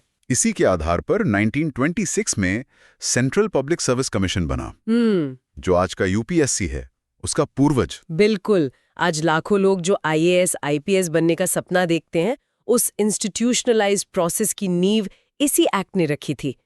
इससे रिक्रूटमेंट प्रोसेस को पॉलिटिकल इन्फ्लुएंस से दूर रखने और मेरिटोक्रेसी को बढ़ावा देने की उम्मीद थी। पहले भाई भतीजावाद काफी होता था। अच्छा, फाइनेंशियल मैटर्स में भी प्रांतों को थोड़ी और आजादी मिली थी ना? हाँ, पहली बार प्रोविंशियल बजट्स को सेंट्रल बजट से पूरी तरह अलग कर दिया गया।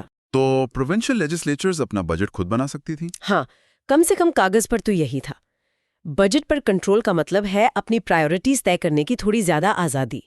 अब प्रांत तय कर सकते थे कि एजुकेशन पर खर्च करें या इरिगेशन पे।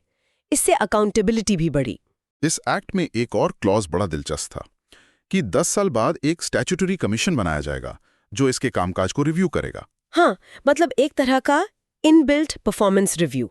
ये दिखाता है कि शायद ब्रिटिशर्स भी इसे फाइनल नहीं मानते थे, एक एक्सपेरिमेंट की तरह देख रहे थे। उन्हें भी अंदाजा था कि बदलाव की जरूरत पड़ेगी। और इसी क्लॉज की वजह से बाद में साइमन कमीशन आया। बिल्कुल, it set the stage for future evaluation. एक और चीज थी चेंबर ऑफ प्रिंसेस, जिसे नरेंद्र मंडल भी कहा गया। ये 1921 में बना। हाँ, इसमें ज्यादातर प्रिंसली स्टेट्स के राजा महाराजा थे, करीब 120 सदस्य। वाइसरॉय इसके अध्यक्ष होते थे। इसका क्या मकसद था? देखिए, उस वक्त भारत 2 हिस्सों में था, ब्रिटिश इंडिया और प्रिंसली स्टेट्स। जी। ये चेंबर एक तरह की कंसल्टेटिव बॉडी थी ताकि रियासतों को ब्रिटिश इंडिया के फ्रेमवर्क से जोड़ा जा सके, कॉमन इंटरेस्ट पर बात हो सके। ब्रिटिशर्स रियासतों को भी अपने इन्फ्लुएंस में रखना चाहते थे। चलिए अब आते हैं उस 10 साल वाले रिव्यू क्लॉज पे। ब्रिटिश सरकार ने डेडलाइन से 2 साल पहले ही नवंबर 1927 में सर जॉन साइमन की अध्यक्षता में एक 7 सदस्यीय स्टैट्यूटरी कमीशन बना दिया। हाँ, काम वही था, 1919 एक्ट को रिव्यू करना और आगे के रिफॉर्म सजेस्ट करना। लेकिन पेंच ये था कि कमीशन के 7 सदस्य ब्रिटिश थे, एक भी भारतीय नहीं। और बस यहीं से सारा बवाल शुरू हुआ। हाँ, सोचिए जरा, भारत के फ्यूचर कॉन्स्टिट्यूशन पर रिपोर्ट देनी है और कमेटी में कोई इंडियन ही नहीं। जाहिर है गुस्सा तो आना ही था।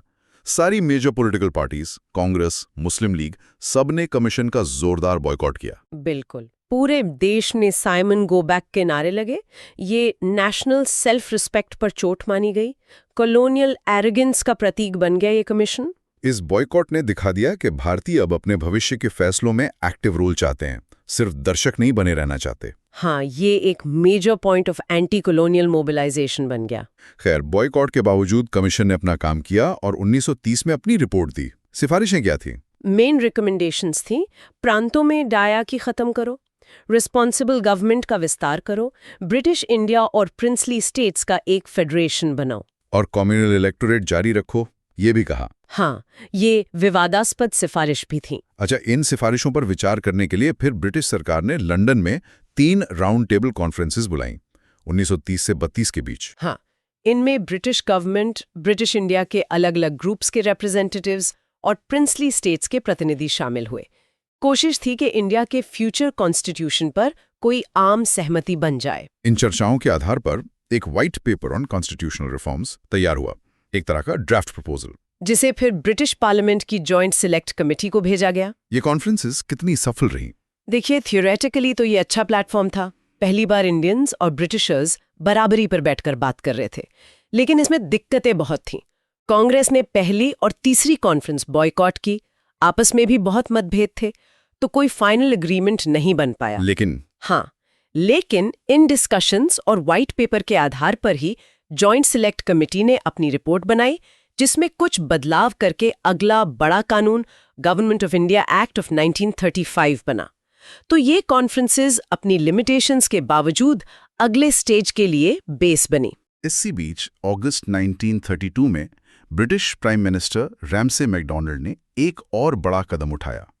उन्होंने माइनॉरिटीज के रिप्रेजेंटेशन के लिए एक स्कीम अनाउंस की, कम्युनल अवार्ड। हाँ, सांप्रदायिक पंचायत। इसमें Muslims, Sikhs, Indian Christians, Anglo Indians, Europeans के लिए तो सेपरेट इलेक्टोरेट्स जारी रखे ही गए। बिल्कुल। इसे डिप्रेस्ड क्लासेस यानी आज के शेड्यूल्ड कास्ट तक एक्सटेंड कर दिया गया। ये बहुत बड़ा और विवादास्पद कदम था। मतलब अब दलितों के लिए भी सेपरेट इलेक्टोरेट्स होंगे। हाँ, अवार्ड के हिसाब से यही था, जहां सिर्फ दलित वोटर ही दलित कैंडिडेट चुनेंगे। इसके पीछे तर्क दिया गया कि ये उनके पॉलिटिकल एम्पावरमेंट के लिए जरूरी है। लेकिन इसका विरोध भी हुआ। जबरदस्त विरोध हुआ, खासकर गांधी जी की तरफ से। उन्हें लगा कि ये हिंदू समाज को बांटने की ब्रिटिश चाल है, अनटचेबिलिटी के खिलाफ जो लड़ाई चल रही है उसे कमजोर करने की कोशिश है। अब बन गया। फिर क्या हुआ? आखिर में काफी निगोशिएशंस के बाद कांग्रेस नेताओं और डिप्रेस्ड क्लासेस के नेता डॉक्टर B.R. अम्बेडकर के बीच एक समझौता हुआ। डॉक्टर अम्बेडकर तो पहले सेपरेट इलेक्टोरेट्स के पक्ष में थे। हाँ, उनका मानना था कि जॉइंट इलेक्टोरेट्स में सवर्ण हिंदुओं के दबदबे के कारण दलितों के असली प्रतिनिधि नहीं चुने जा सकेंगे। लेकिन गांधी जी के अनशन और बढ़ते दबाव के चलते उन्हें कॉम्प्रोमाइज करना पड़ा। इसी समझौते को पूना पैक्ट कहते हैं, सितंबर 1932 का। बिल्कुल। तो इस पैक्ट में क्या तय हुआ? सेपरेट इलेक्टोरेट्स की मांग छोड़ दी गई। हाँ, डिप्रेस्ड क्लासेस के लिए सेपरेट इलेक्टोरेट्स नहीं होंगे, हिंदू जॉइंट इलेक्टोरेट बना रहेगा। लेकिन बदले में प्रोविंशियल लेजिस्लेचर्स में डिप्रेस्ड क्लासेस के लिए रिजर्व सीट्स की संख्या काफी बढ़ा दी गई। कम्युनल अवार्ड में जितनी सीटें थी उससे लगभग दुगनी कर दी गई, 71 से 147। अच्छा, और इन रिजर्व सीट्स पर वोट कौन डालता? वोटिंग जॉइंट इलेक्टोरेट सभी हिंदू वोटर्स द्वारा ही होनी थी, पर कैंडिडेट सिर्फ डिप्रेस्ड क्लासेस से ही हो सकते थे। मतलब रिप्रेजेंटेशन गारंटी करने का एक बीच का रास्ता। ब्रिटिश सरकार ने पूना पैक्ट मान लिया और कम्युनल अवार्ड को मॉडिफाई कर दिया। सेपरेट इलेक्टोरेट्स वाला प्रावधान हटा दिया और रिजर्वेशन वाला क्लॉज जोड़ दिया। और यही प्रावधान फिर government of India act of 1935 में शामिल किए गए। तो इस पूना पैक्ट का असर काफी दूर तक रहा। हाँ बिल्कुल, इसने भारत में शेड्यूल्ड कास्ट्स के पॉलिटिकल रिप्रेजेंटेशन की दिशा तय कर दी। Reserved seats within a joint electorate का प्रिंसिपल स्थापित हुआ, जो आज भी कुछ बदलावों के साथ जारी है। तो ये थी कहानी 1919 एक्ट से शुरू होकर Simon commission, round table conferences, communal award और फिर पूना पैक्ट तक की। मतलब कॉन्स्टिट्यूशनल रिफॉर्म्स की कोशिशें, रिप्रेजेंटेशन पर टकराव और फिर समझौते। ये सब हमें अगले बड़े पड़ाव government of India act of 1935 की तरफ ले जाता है। बिल्कुल, ये पूरा दौर 1919 से 1935 तक का दिखाता है कि कॉन्स्टिट्यूशनल डेवलपमेंट का रास्ता कितना पेचीदा और संघर्ष भरा था। इसमें सुधारों की मांग, प्रतिनिधित्व के सवाल, कम्युनल टेंशन्स, राष्ट्रवादी आकांक्षाएं और ब्रिटिश हित सब आपस में उलझे हुए थे। It was a period of intense political negotiation, conflict और कॉम्प्रोमाइज, जिसने भारत के राजनीतिक भविष्य को गहराई से प्रभावित किया। चलिए आगे बढ़ते हैं। ठीक है, पिछले हिस्से से आगे बढ़ते हुए अब हम भारत सरकार अधिनियम 1935 यानी government of India act of 1935 पर थोड़ी विस्तार से चर्चा करेंगे। ये मतलब भारतीय कॉन्स्टिट्यूशनल हिस्ट्री में एक बहुत बड़ा एक लैंडमार्क मोमेंट माना जाता है। हाँ बिल्कुल, इसे अक्सर भारत में एक पूरी तरह से जिम्मेदार सरकार, एक रिस्पॉन्सिबल गवर्नमेंट की दिशा में दूसरा बड़ा मील का पत्थर कहते हैं। दूसरा? हाँ, पहला कदम वो 1919 का एक्ट का, लेकिन 1935 का एक्ट उससे कहीं ज्यादा एम्बिशियस था, आप कह सकते हैं ज्यादा कॉम्प्रिहेंसिव। और सुना ये कोई छोटा मोटा पैम्फलेट नहीं था, कहते हैं it was a beast of a document. जरा सोचिए, 321 सेक्शंस और 10 शेड्यूल्स। बाप रे। हाँ। आज के जमाने में किसी ऐप का टर्म्स एंड कंडीशंस पढ़ना मुश्किल हो जाता है, उस जमाने में तो इसे समझना मतलब लॉ की डिग्री चाहिए होगी शायद। हाँ, बिल्कुल। ये ब्रिटिश संसद द्वारा पास किए गए सबसे लंबे अधिनियमों में से एक था। वाकई वकीलों की तो चांदी हो गई होगी तब। यकीनन। इसकी लंबाई और कॉम्प्लेक्सिटीज के एम्बिशन को दिखाती है। मतलब अंग्रेजों का इरादा तो था एक बड़ा ढांचा खड़ा करने का, लेकिन वो इरादा हकीकत में कितना बदला, ये थोड़ा बहस का मुद्दा है। इसमें विरोधाभास बहुत थे, आप देखेंगे। एक तरफ डिवोल्यूशन ऑफ पावर की बात है, तो दूसरी तरफ कंट्रोल बनाए रखने की पूरी कोशिश भी। Okay, let's unpack this. तो इसका सबसे पहला और शायद सबसे हेडलाइन ग्रैबिंग फीचर था एक ऑल इंडिया फेडरेशन का प्रस्ताव। जी, मतलब ब्रिटिश भारत के प्रांतों और देसी रियासतों, प्रिंसली स्टेट्स को मिलाकर एक सिंगल यूनिट बनाने की बात। सुनने में तो बहुत ग्रैंड लगता है, जैसे किसी बड़े जॉइंट फैमिली के सारे दूर दराज के रिश्तेदारों को एक छत के नीचे लाने की कोशिश। हाँ, ग्रैंड प्लान जरूर था, पर उतना ही कॉम्प्लिकेटेड भी। देखिए, फेडरेशन के लिए शक्तियों का बंटवारा 3 लिस्ट्स में किया गया था, जो आज भी हमें जानी पहचानी लगेंगी। अच्छा, कौन सी? पहली फेडरल लिस्ट, जिस पर सिर्फ सेंटर कानून बना सकता था। इसमें करीब 59 विषय थे, जैसे defence, external affairs, currency, communications, वो सारे बड़े मुद्दे जो पूरे देश से जुड़े थे। ठीक है। दूसरी प्रोविंशियल लिस्ट, इसमें करीब 54 विषय थे। Police, local government, agriculture, public health, यानी राज्यों के डे टू डे गवर्नेंस वाले मामले। और तीसरी कॉन्करेंट लिस्ट, जिसमें 36 विषय थे, जैसे criminal law, marriage and divorce, trade unions, इन पर सेंटर और प्रांत दोनों कानून बना सकते थे। अच्छा, दोनों?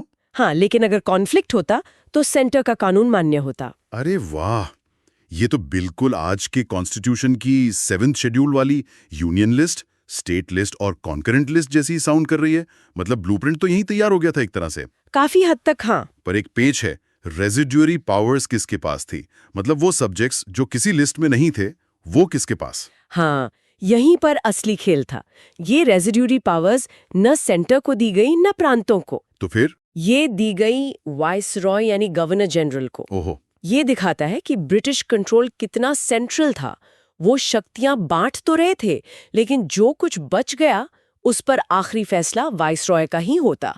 ये आज के सिस्टम से बिल्कुल अलग है, जहां रेजिड्यूरी पावर्स हमारी पार्लियामेंट के पास है। Interesting point. मतलब पावर दे भी रहे हैं और चाबी अपने पास भी रख रहे हैं ना? बिल्कुल। लेकिन ये फेडरेशन वाला सपना पूरा क्यों नहीं हुआ? सुना है रियासतें, ये प्रिंसली स्टेट्स इसमें शामिल ही नहीं हुई। Why the cold feet? क्या उन्हें अपनी ऑटोनॉमी छिन जाने का डर था कि दिल्ली में बैठे लोग उनके राजपाट में दखल देंगे। हाँ, मुख्य कारण तो यही था, पर यह सिर्फ ऑटोनॉमी का डर नहीं था।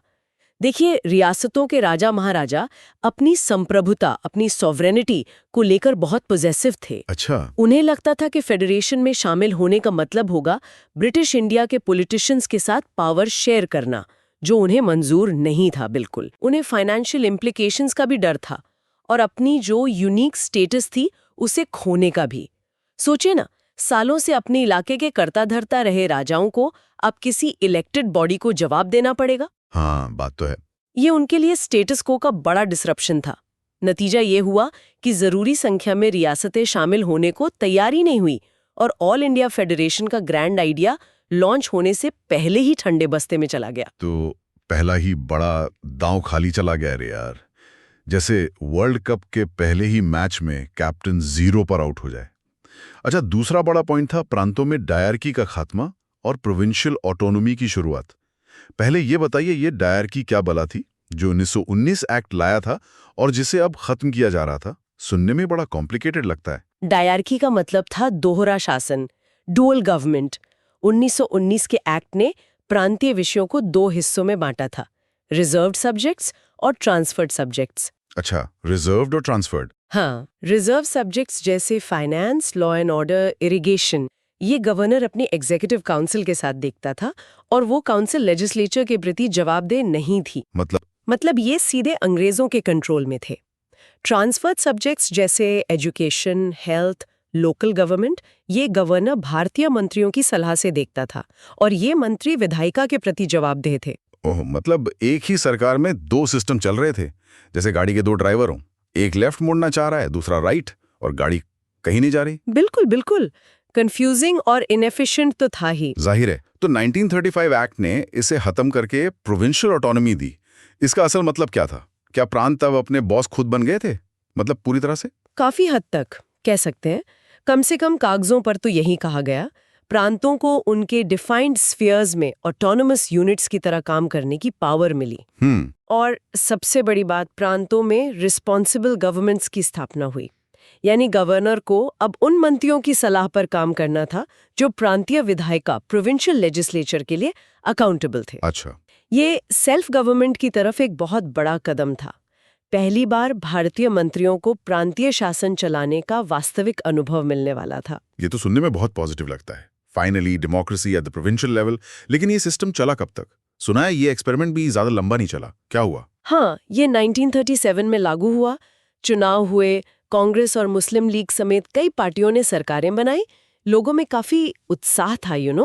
पहली बार लग रहा था कि शासन में भारतीयों की भागीदारी बढ़ रही है। लेकिन सिर्फ 2 साल बाद 1939 में जब सेकेंड वर्ल्ड वॉर शुरू हुआ तो ब्रिटिश सरकार ने भारत को भी युद्ध में शामिल घोषित कर दिया। बिना पूछे? हाँ, बिना भारतीय नेताओं से पूछे। इसके विरोध में कांग्रेस के सभी मंत्रिमंडलों ने इस्तीफा दे दिया।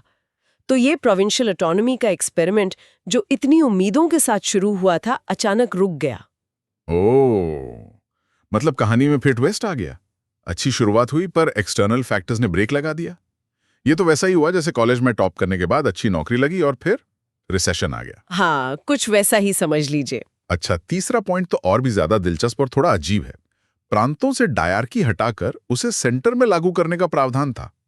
सीरियसली? जो सिस्टम प्रांतों में फेल हो गया उसे फेडरल लेवल पर क्यों लाना चाहते थे? ये क्या लॉजिक हुआ? ये ब्रिटिश सरकार का टिपिकल बैलेंसिंग एक्ट था। अच्छा, कैसे? वो एक हाथ से दे रहे थे यानी प्रोविंशियल ऑटोनॉमी, तो दूसरे हाथ से पकड़ मजबूत रखना चाहते थे यानी सेंट्रल कंट्रोल।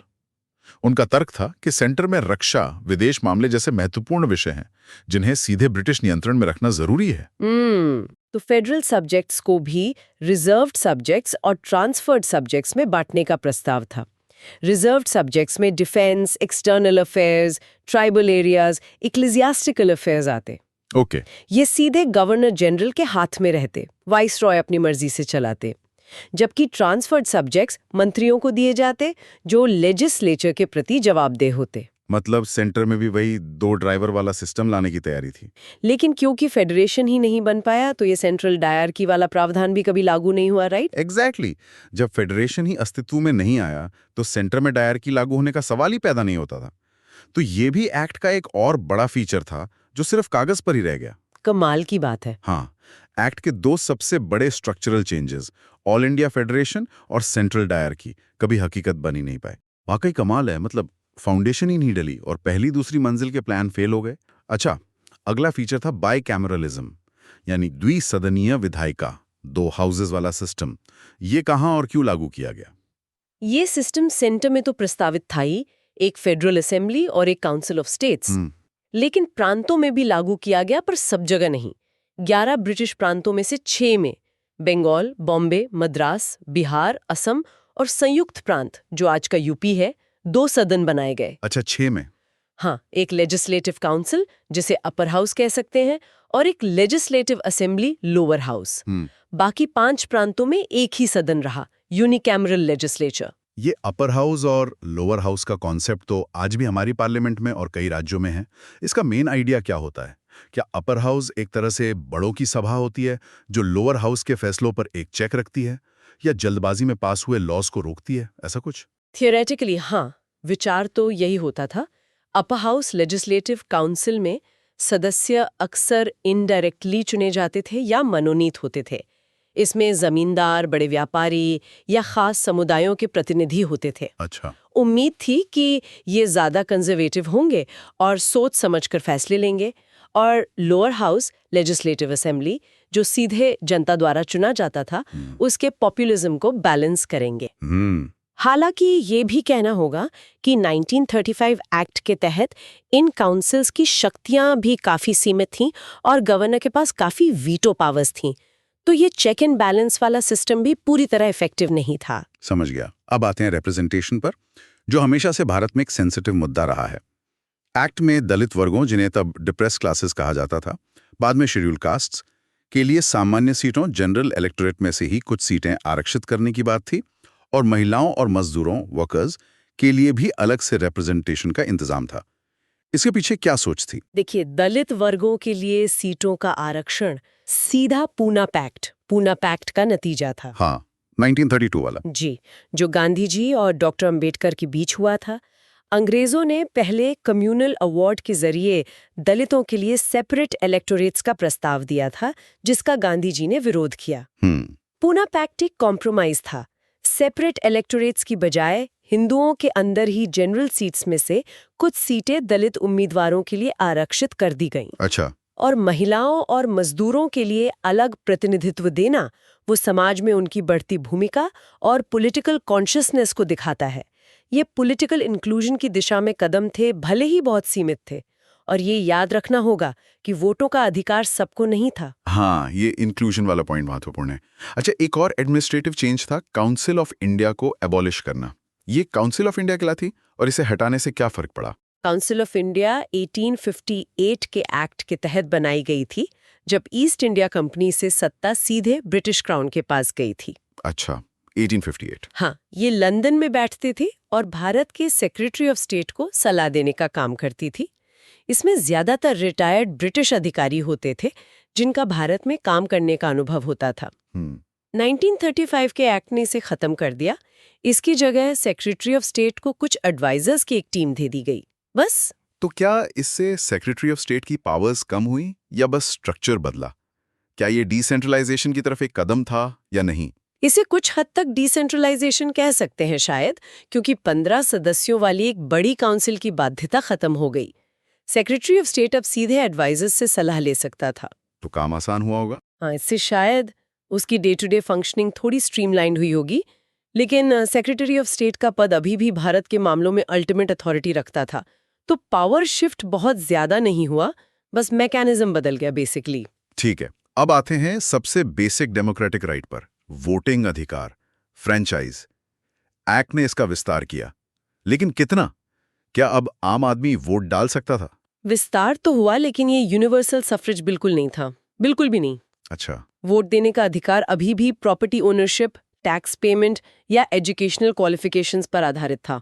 अनुमान है कि इस विस्तार के बाद भारत की कुल आबादी के लगभग 10 से 14% लोगों को वोट देने का अधिकार मिला। बस 10-14%? हाँ, और महिलाओं के लिए भी मताधिकार बढ़ा, पर पुरुषों के मुकाबले काफी कम था। अरे यार, आज के 1 पर्सन 1 वोट के जमाने से देखें तो ये बहुत ही कम लगता है।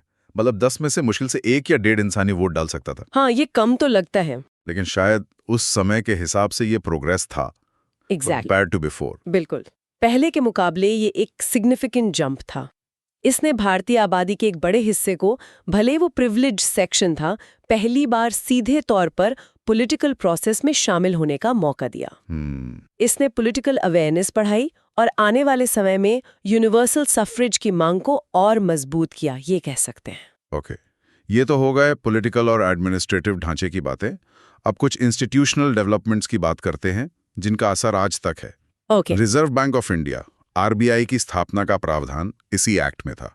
ये तो बहुत बड़ा कदम रहा होगा। हाँ, ये 1935 एक्ट का एक बेहद महत्वपूर्ण और स्थायी योगदान है। बिल्कुल, देश की करेंसी और क्रेडिट सिस्टम को कंट्रोल करने के लिए, मॉनेटरी पॉलिसी बनाने के लिए एक केंद्रीय बैंक, सेंट्रल बैंक की स्थापना की गई। आरबीआई ने 1 अप्रैल 1935 से काम करना शुरू किया। आज भी आरबीआई हमारी इकोनॉमी की रीढ़ है। ये उसी एक्ट की देन है। वाह। ये दिखाता है कि ब्रिटिश सरकार भारत के इकोनॉमिक मैनेजमेंट को स्टेबलाइज करना चाहती थी, भले ही अपने हितों के लिए। वाह, ये तो सच में लास्टिंग लेगेसी है। और पब्लिक सर्विस कमीशंस के बारे में क्या? यूपीएससी और स्टेट पीएससीज का आइडिया भी यहीं से आया? जी हाँ, एक्ट ने न केवल फेडरल पब्लिक सर्विस कमीशन का प्रावधान किया, जो आज के यूपीएससी का प्रीकर्सर है, अच्छा, बल्कि प्रोविंशियल पब्लिक सर्विस कमीशंस, मतलब आज के स्टेट पीएससीज। हाँ। और जरूरत पड़ने पर 2 या 2 से अधिक प्रांतों के लिए जॉइंट पब्लिक सर्विस कमीशन बनाने का भी रास्ता खोला। इसका मतलब ये हुआ कि सरकारी नौकरियों में भर्ती के लिए एक ऑर्गेनाइज्ड, इम्पार्शियल और मेरिट बेस्ड सिस्टम बनाने की कोशिश हो रही थी। मतलब भाई भतीजावाद या पॉलिटिकल इन्फ्लुएंस से हटकर। बिल्कुल यही उद्देश्य था। एक स्थायी, कुशल और पॉलिटिकली न्यूट्रल नौकरशाही, ब्यूरोक्रेसी किसी भी मॉडर्न स्टेट के लिए जरूरी होती है। इन कमीशंस की स्थापना उसी दिशा में एक कदम था, ताकि गवर्नमेंट मशीनरी स्मूथली चल सके। और न्यायपालिका, जुडिशरी के क्षेत्र में फेडरल कोर्ट की स्थापना भी इसी एक्ट के तहत हुई, जो बाद में हमारा सुप्रीम कोर्ट बना। हाँ, एक्ट में एक फेडरल कोर्ट की स्थापना का प्रावधान था और ये 1937 में दिल्ली में स्थापित हुआ भी। दिल्ली में? हाँ, ये उस समय भारत का एपेक्स कोर्ट नहीं था, क्योंकि इसके फैसलों के खिलाफ लंदन में प्रिवी काउंसिल में अपील की जा सकती थी। अच्छा, फाइनल नहीं था? नहीं, लेकिन इसका मुख्य काम था सेंटर और प्रांतों के बीच या प्रांतों के आपस के कॉन्स्टिट्यूशनल डिस्प्यूट्स को सुलझाना। इसने भारत में जुडिशियल रिव्यू की नींव रखी और ये निस्संदेह आज के सुप्रीम कोर्ट ऑफ इंडिया का अग्रदूत था। यानी गवर्नेंस के तीनों पिलर्स, अर्थव्यवस्था आरबीआई, कार्यपालिका सिविल सर्विसेज पीएससीज और न्यायपालिका फेडरल कोर्ट, इन तीनों के लिए इंस्टीट्यूशनल फ्रेमवर्क खड़ा किया जा रहा था। इंटरेस्टिंग। अच्छा, कुछ ज्योग्राफिकल चेंजेस भी हुए। बर्मा, आज का म्यांमार, को भारत से अलग कर दिया गया। ये क्यों हुआ? हाँ, 1 अप्रैल 1937 से बर्मा को एडमिनिस्ट्रेटिवली भारत से पूरी तरह अलग कर दिया गया। देखिए, बर्मा का प्रशासन काफी समय तक भारत के साथ जुड़ा रहा था, लेकिन उसकी अपनी अलग हिस्ट्री और आइडेंटिटी थी। ब्रिटिश सरकार को लगा कि दोनों का प्रशासन अलग अलग करना ज्यादा एफिशिएंट रहेगा। इसके पीछे स्ट्रेटेजिक और इकोनॉमिक कारण भी थे, जाहिर है। और भारत के अंदर भी 2 नए प्रांत बने, उड़ीसा और सिंध। बिल्कुल। भाषा और सांस्कृतिक पहचान के आधार पर बिहार और उड़ीसा प्रांत को अलग करके उड़ीसा का नया प्रांत बनाया गया। अच्छा, भाषा के आधार पर? हाँ, ये भाषाई आधार पर राज्य बनाने की दिशा में एक शुरुआती कदम था। इसी तरह बॉम्बे प्रेसिडेंसी से मुस्लिम बहुल सिंध इलाके को अलग करके सिंध का नया प्रांत बनाया गया। इसके पीछे प्रशासनिक कारणों के साथ साथ राजनीतिक और सांप्रदायिक कारण भी थे, खासकर मुस्लिम लीग की मांग। एक्ट में अल्पसंख्यकों, माइनॉरिटीज के हितों की रक्षा के लिए सेफगार्ड्स का भी प्रावधान था। ये किस तरह के सेफगार्ड्स थे? हाँ, एक्ट में अल्पसंख्यकों के हितों की रक्षा के लिए विशेष प्रावधान, सेफगार्ड्स थे। इसमें उनके कल्चरल और रिलीजियस राइट्स की प्रोटेक्शन शामिल थी। गवर्नर जनरल और गवर्नरों को इस संबंध में विशेष स्पेशल रिस्पॉन्सिबिलिटीज दी गई थी कि वे देखें कि अल्पसंख्यकों के साथ कोई भेदभाव ना हो। ये उस समय की बढ़ती हुई कम्युनल पॉलिटिक्स और विभिन्न समुदायों की चिंताओं को एड्रेस करने की कोशिश थी। पर कितनी इफेक्टिव रही वो अलग बात है। हाँ, उसकी इफेक्टिवनेस पर सवाल उठते रहे। बिल्कुल। और रेलवेज के लिए एक अलग फेडरल रेलवे अथॉरिटी बनाने की बात भी थी। रेलवे इतना इंपॉर्टेंट क्यों था कि उसके लिए अलग से बॉडी बनानी पड़ी? रेलवे उस समय भारत में ब्रिटिश साम्राज्य की लाइफलाइन था। आप सोचिए, स्ट्रैटेजिक मूवमेंट, ट्रूप डिप्लॉयमेंट और सबसे ज्यादा रॉ मटेरियल्स को बंदरगाहों तक और मैन्युफैक्चर्ड गुड्स को अंदरूनी इलाकों तक पहुंचाने के लिए। सही बात है। इसका नेटवर्क बहुत विशाल था, बजट बहुत बड़ा था। इसे पॉलिटिकल इंटरफेरेंस से बचाने और कमर्शियल लाइंस पर एफिशिएंटली चलाने के लिए एक स्टैट्यूटरी रेलवे अथॉरिटी बनाने का प्रस्ताव था। अच्छा, स्टैट्यूटरी। हाँ, जिसमें 7 सदस्य होते और जो सीधे विधायिका के प्रति जवाबदेह नहीं होती। ये दिखाता है कि रेलवे पर ब्रिटिश नियंत्रण कितना मजबूत रखना चाहते थे वो। इंटरेस्टिंग। मतलब रेलवे को सीधे पॉलिटिकल कंट्रोल से बाहर रखने की कोशिश थी। और आखिर में ऑडिटर जनरल ऑफ इंडिया की नियुक्ति का प्रावधान। ये आजकल के CAG, controller and auditor general जैसा ही पद हुआ, जो सरकारी खर्चों का हिसाब किताब रखता था। हाँ, बिल्कुल। इसका काम फेडरेशन और प्रांतों के अकाउंट्स का ऑडिट करना था, ताकि फाइनेंशियल अकाउंटेबिलिटी सुनिश्चित हो सके। ये पब्लिक फंड्स के सही इस्तेमाल पर नजर रखने के लिए एक महत्वपूर्ण पद था। ये दिखाता है कि जैसे जैसे फाइनेंशियल पावर्स डिवॉल्व हो रही थी, वैसे वैसे उन पर चेक रखने के मैकेनिज्म्स भी बनाए जा रहे थे। तो ये थे गवर्नमेंट ऑफ इंडिया एक्ट 1935 के कुछ मुख्य पहलू। वाकई में एक बहुत एम्बिशियस और कॉम्प्लेक्स प्लान था। इसने भारत के भविष्य के शासन की एक विस्तृत रूपरेखा तैयार करने की कोशिश की, जिसमें सेल्फ गवर्नमेंट की तरफ कुछ कदम थे, तो ब्रिटिश कंट्रोल बनाए रखने के भी मजबूत इंतजाम थे। मतलब एक अजीब सा मिश्रण था, डिवोल्यूशन और रिजर्वेशन ऑफ पावर का। बिल्कुल। जैसा हमने देखा, इसके 2 सबसे बड़े हिस्से, ऑल इंडिया फेडरेशन और सेंट्रल डाया की, तो कभी लागू ही नहीं हो पाए। हाँ, वो तो फेल हो गए। प्रोविंशियल ऑटोनॉमी लागू हुई, लेकिन वो भी सिर्फ 2 साल चले। फिर भी इस एक्ट का महत्व कम नहीं होता।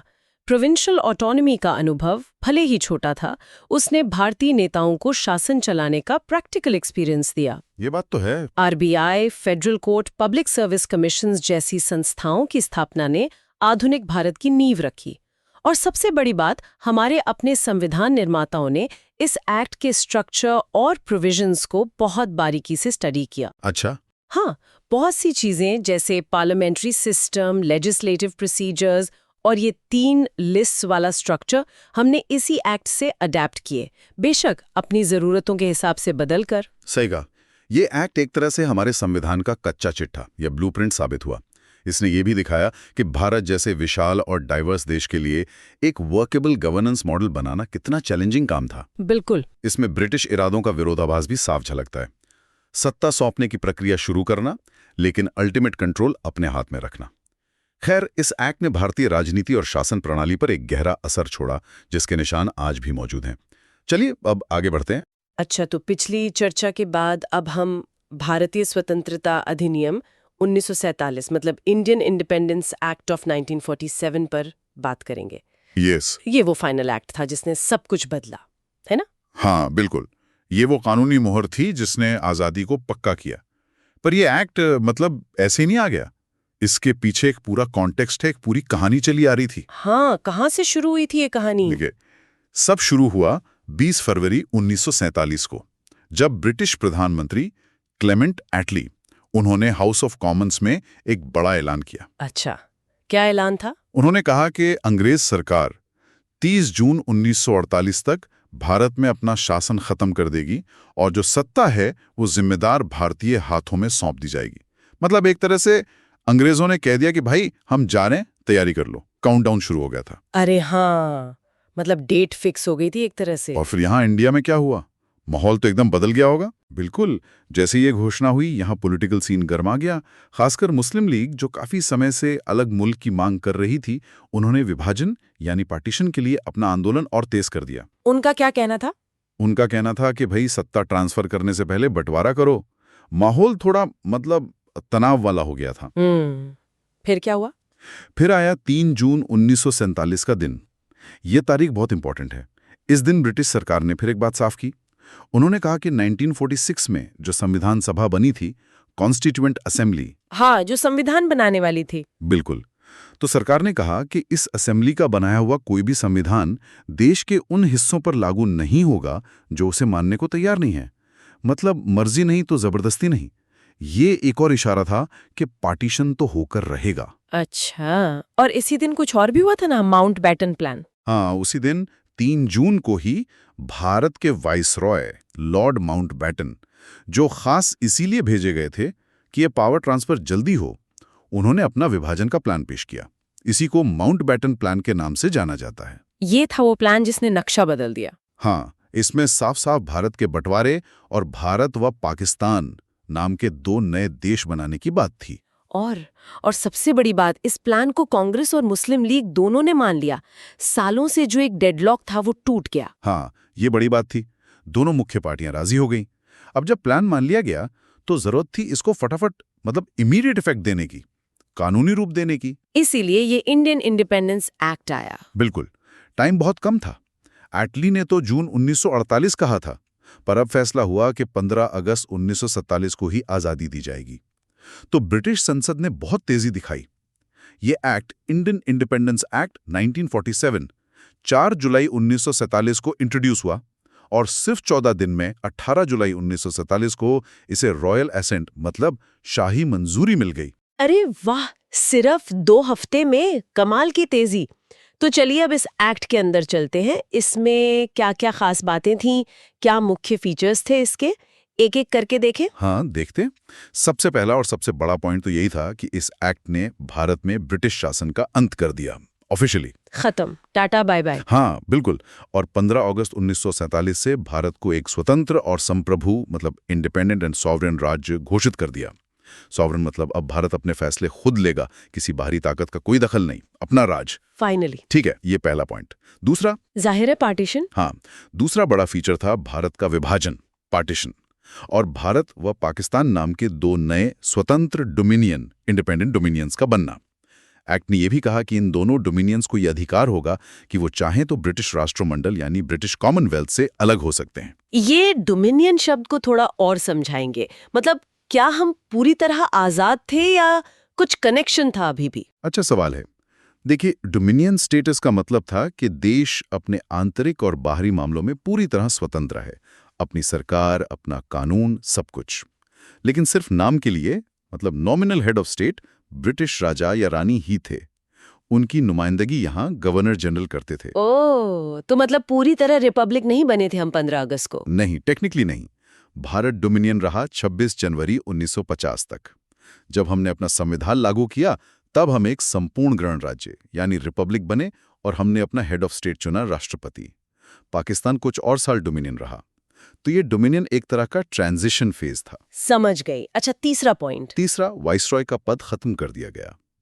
वाइसरॉयज जो थे वो ब्रिटिश क्राउन के सीधे प्रतिनिधि होते थे। अब जब 2 डोमिनियन बन गए तो हर डोमिनियन के लिए एक गवर्नर जनरल का पद बनाया गया। और इन्हें कौन अपॉइंट करता था? अपॉइंटमेंट ब्रिटिश राजा को ही करना था, लेकिन, और ये इंपॉर्टेंट है, डोमिनियन कैबिनेट की सलाह पर। असली ताकत डोमिनियन की सरकार के पास थी। एक्ट ने यह भी साफ कर दिया कि ब्रिटेन की सरकार की, हिज मैजेस्टीज गवर्नमेंट की, भारत या पाकिस्तान की सरकार के कामकाज को लेकर कोई जिम्मेदारी नहीं होगी। लंदन से कंट्रोल खत्म, बस एक फॉर्मल हेड वाली बात थी। पावर शिफ्ट साफ दिख रहा है। अच्छा, चौथा पॉइंट। चौथा पॉइंट बहुत महत्वपूर्ण है। इसने दोनों डोमिनियन की जो संविधान सभाएं थीं, कॉन्स्टिट्यूएंट असेंबलीज, उनको जबरदस्त पावर दी। कैसी पावर? उनको अपने अपने देश के लिए कोई भी संविधान बनाने और अपनाने की पूरी छूट दी। और ये सुनिए, ब्रिटिश संसद ने भारत के लिए पहले जो भी कानून बनाए थे उनको निरस्त करने, रिपील करने का भी अधिकार दिया। यहां तक कि वो इस इंडियन इंडिपेंडेंस एक्ट को भी बदल सकते थे। वाओ, फुल पावर, अपना कानून खुद बनाने की पूरी आजादी। ये तो सच में सॉवरेनिटी थी। हाँ, ये लेजिस्लेटिव सॉवरेनिटी थी पूरी तरह से। अच्छा, पांचवा पॉइंट। पांचवा पॉइंट इसी से जुड़ा है। जब तक नया संविधान बनकर लागू नहीं होता तब तक के लिए ये संविधान सभाएं ही अपने अपने क्षेत्रों के लिए कानून बना सकती थीं। वो टेम्परेरी पार्लियामेंट की तरह काम कर सकती थीं। और एक और बात, 15 अगस्त 1947 के बाद ब्रिटिश संसद अगर कोई कानून पास करती है तो वो इन नए डोमिनियंस पर तब तक लागू नहीं होगा जब तक कि उस डोमिनियन की अपनी विधायिका, लेजिस्लेटर, उसे खुद कानून बनाकर लागू ना करे। ब्रिटिश पार्लियामेंट का अब कोई रोल नहीं रहा। दखलंदाजी बंद, बिल्कुल बंद, चैप्टर क्लोज। ठीक है। छठा पॉइंट। छठा था एडमिनिस्ट्रेटिव बदलाव। जो भारत के राज्य सचिव का पद था, secretary of state for India, जो लंदन में बैठते थे और ब्रिटिश कैबिनेट का हिस्सा थे, उस पद को खत्म कर दिया गया। हाँ, क्योंकि अब भारत आजाद था। बिल्कुल। तो उनके जो काम थे वो राष्ट्रमंडल मामलों के राज्य सचिव, secretary of state for Commonwealth affairs, को ट्रांसफर कर दिए गए। ओके, सातवां पॉइंट। ये रियासतों वाला मामला है शायद। हाँ, सातवां पॉइंट बहुत पेचीदा था। इसने 15 अगस्त 1947 से भारतीय रियासतों, जो प्रिंसली स्टेट्स थीं, उन पर से ब्रिटिश सर्वोपरिता यानी ब्रिटिश पैरामाउंटेसी के खत्म होने की घोषणा की। साथ ही जो आदिवासी क्षेत्रों के साथ अंग्रेजों की संधियां या समझौते, ट्रीटी रिलेशंस थे, वो भी लैप्स हो गए, मतलब खत्म मान लिए गए। पैरामाउंट सी मतलब वो अंग्रेजों का एक तरह से बॉस वाला रुतबा, है ना? बिल्कुल। जो इन रियासतों पर था। हाँ बिल्कुल, अंग्रेज उनके रक्षा, विदेश मामले वगैरह देखते थे, बदले में रियासतें उनकी सर्वोच्चता मानती थी। अब वो सब खत्म। तो इसका मतलब टेक्निकली ये रियासतें भी आजाद हो गईं? हाँ, टेक्निकली तो यही मतलब था, और यहीं से असली ड्रामा शुरू हुआ। वो कैसे? क्योंकि 8वां पॉइंट इसी से जुड़ा है। एक्ट ने इन भारतीय रियासतों को पूरी स्वतंत्रता, फ्रीडम दी कि वो चाहे तो भारत डोमिनियन में शामिल हों, या पाकिस्तान डोमिनियन में शामिल हों, या फिर स्वतंत्र रहें। अरे बाप रे, स्वतंत्र रहने का भी ऑप्शन। करीब 560-565 रियासतें थीं। हाँ, सोचिए कितना कंफ्यूजन, कितनी अनिश्चितता रही होगी। कौन किधर जाएगा? कोई कह रहा है हम आज़ाद रहेंगे, कोई भारत के साथ, कोई पाकिस्तान के साथ। ये सरदार पटेल के लिए सबसे बड़ी चुनौती बनी कि भारत को कैसे एक रखा जाए। त्रावणकोर, भोपाल, हैदराबाद, जूनागढ़, कश्मीर, सब जगह अलग अलग मसले खड़े हो गए थे। सच में ये तो बहुत बड़ा चैलेंज रहा होगा।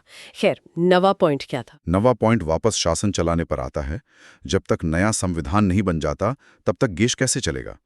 तो एक्ट ने कहा कि हर डोमिनियन और उसके प्रांतों का शासन भारत सरकार अधिनियम 1935, government of India act of 1935 के तहत चलाया जाएगा। ओह, मतलब पुराना वाला एक्ट ही चलता रहेगा। हाँ, लेकिन एक बड़े मॉडिफिकेशन के साथ। डोमिनियन की सरकारों को यह अधिकार दिया गया कि वो इस 1935 के एक्ट में जरूरत के हिसाब से संशोधन, मतलब मॉडिफिकेशंस कर सकती हैं। तो ये एक तरह का टेम्पररी जुगाड़ था, जब तक अपना नया संविधान रेडी ना हो जाए। समझ गई। 10वां पॉइंट, ये वीटो पावर वाला कुछ था? हाँ, पहले ब्रिटिश सम्राट के पास ये अधिकार था कि वो भारत की विधायिका द्वारा पास किए गए बिलों पर वीटो लगा सकते थे, या कुछ बिलों को अपनी मंजूरी के लिए आरक्षित रखवा सकते थे। एक्ट ने सम्राट से ये अधिकार छीन लिए। अच्छा, तो वीटो पावर खत्म। सम्राट की खत्म, लेकिन ये अधिकार गवर्नर जनरल के लिए आरक्षित रखा गया। गवर्नर जनरल को महामहिम हिज मैजेस्टी के नाम पर किसी भी बिल पर सहमति देने की पूरी शक्ति होगी। पर जैसा हमने पहले बात की, गवर्नर जनरल को कैबिनेट की सलाह पर काम करना था, तो व्यवहार में ये पावर भी डोमिनियन सरकार के पास ही आ गई। ओके, पावर शिफ्ट अगेन, राजा से गवर्नर जनरल को और असल में कैबिनेट को। 11वां पॉइंट। 11वां पॉइंट गवर्नर जनरल और प्रांतीय गवर्नरों की भूमिका को और स्पष्ट करता है।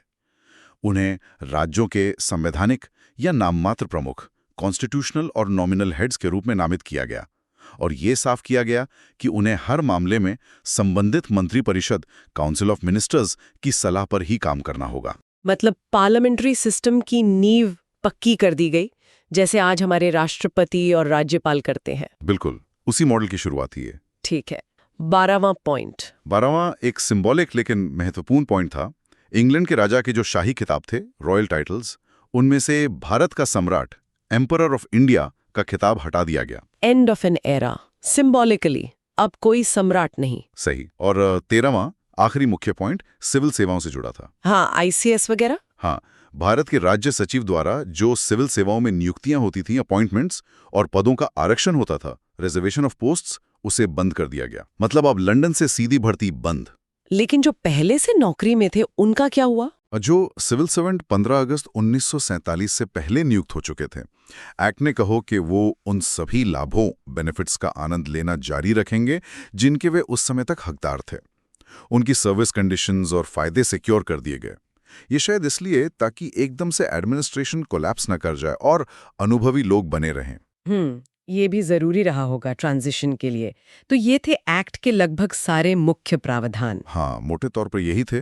इसने ब्रिटिश राज खत्म किया, देश बांटा, 2 डोमिनियन बनाए, रियासतों को फ्री किया, शासन का नया ढांचा दिया, संविधान सभा को सुप्रीम बनाया और एडमिनिस्ट्रेशन में बदलाव किए।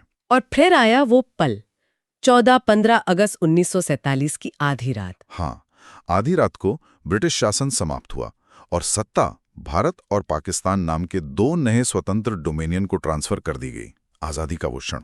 लॉर्ड माउंटबेटन, जो आखिरी वाइसरॉय थे, वही नए भारत डोमिनियन के पहले गवर्नर जनरल बने।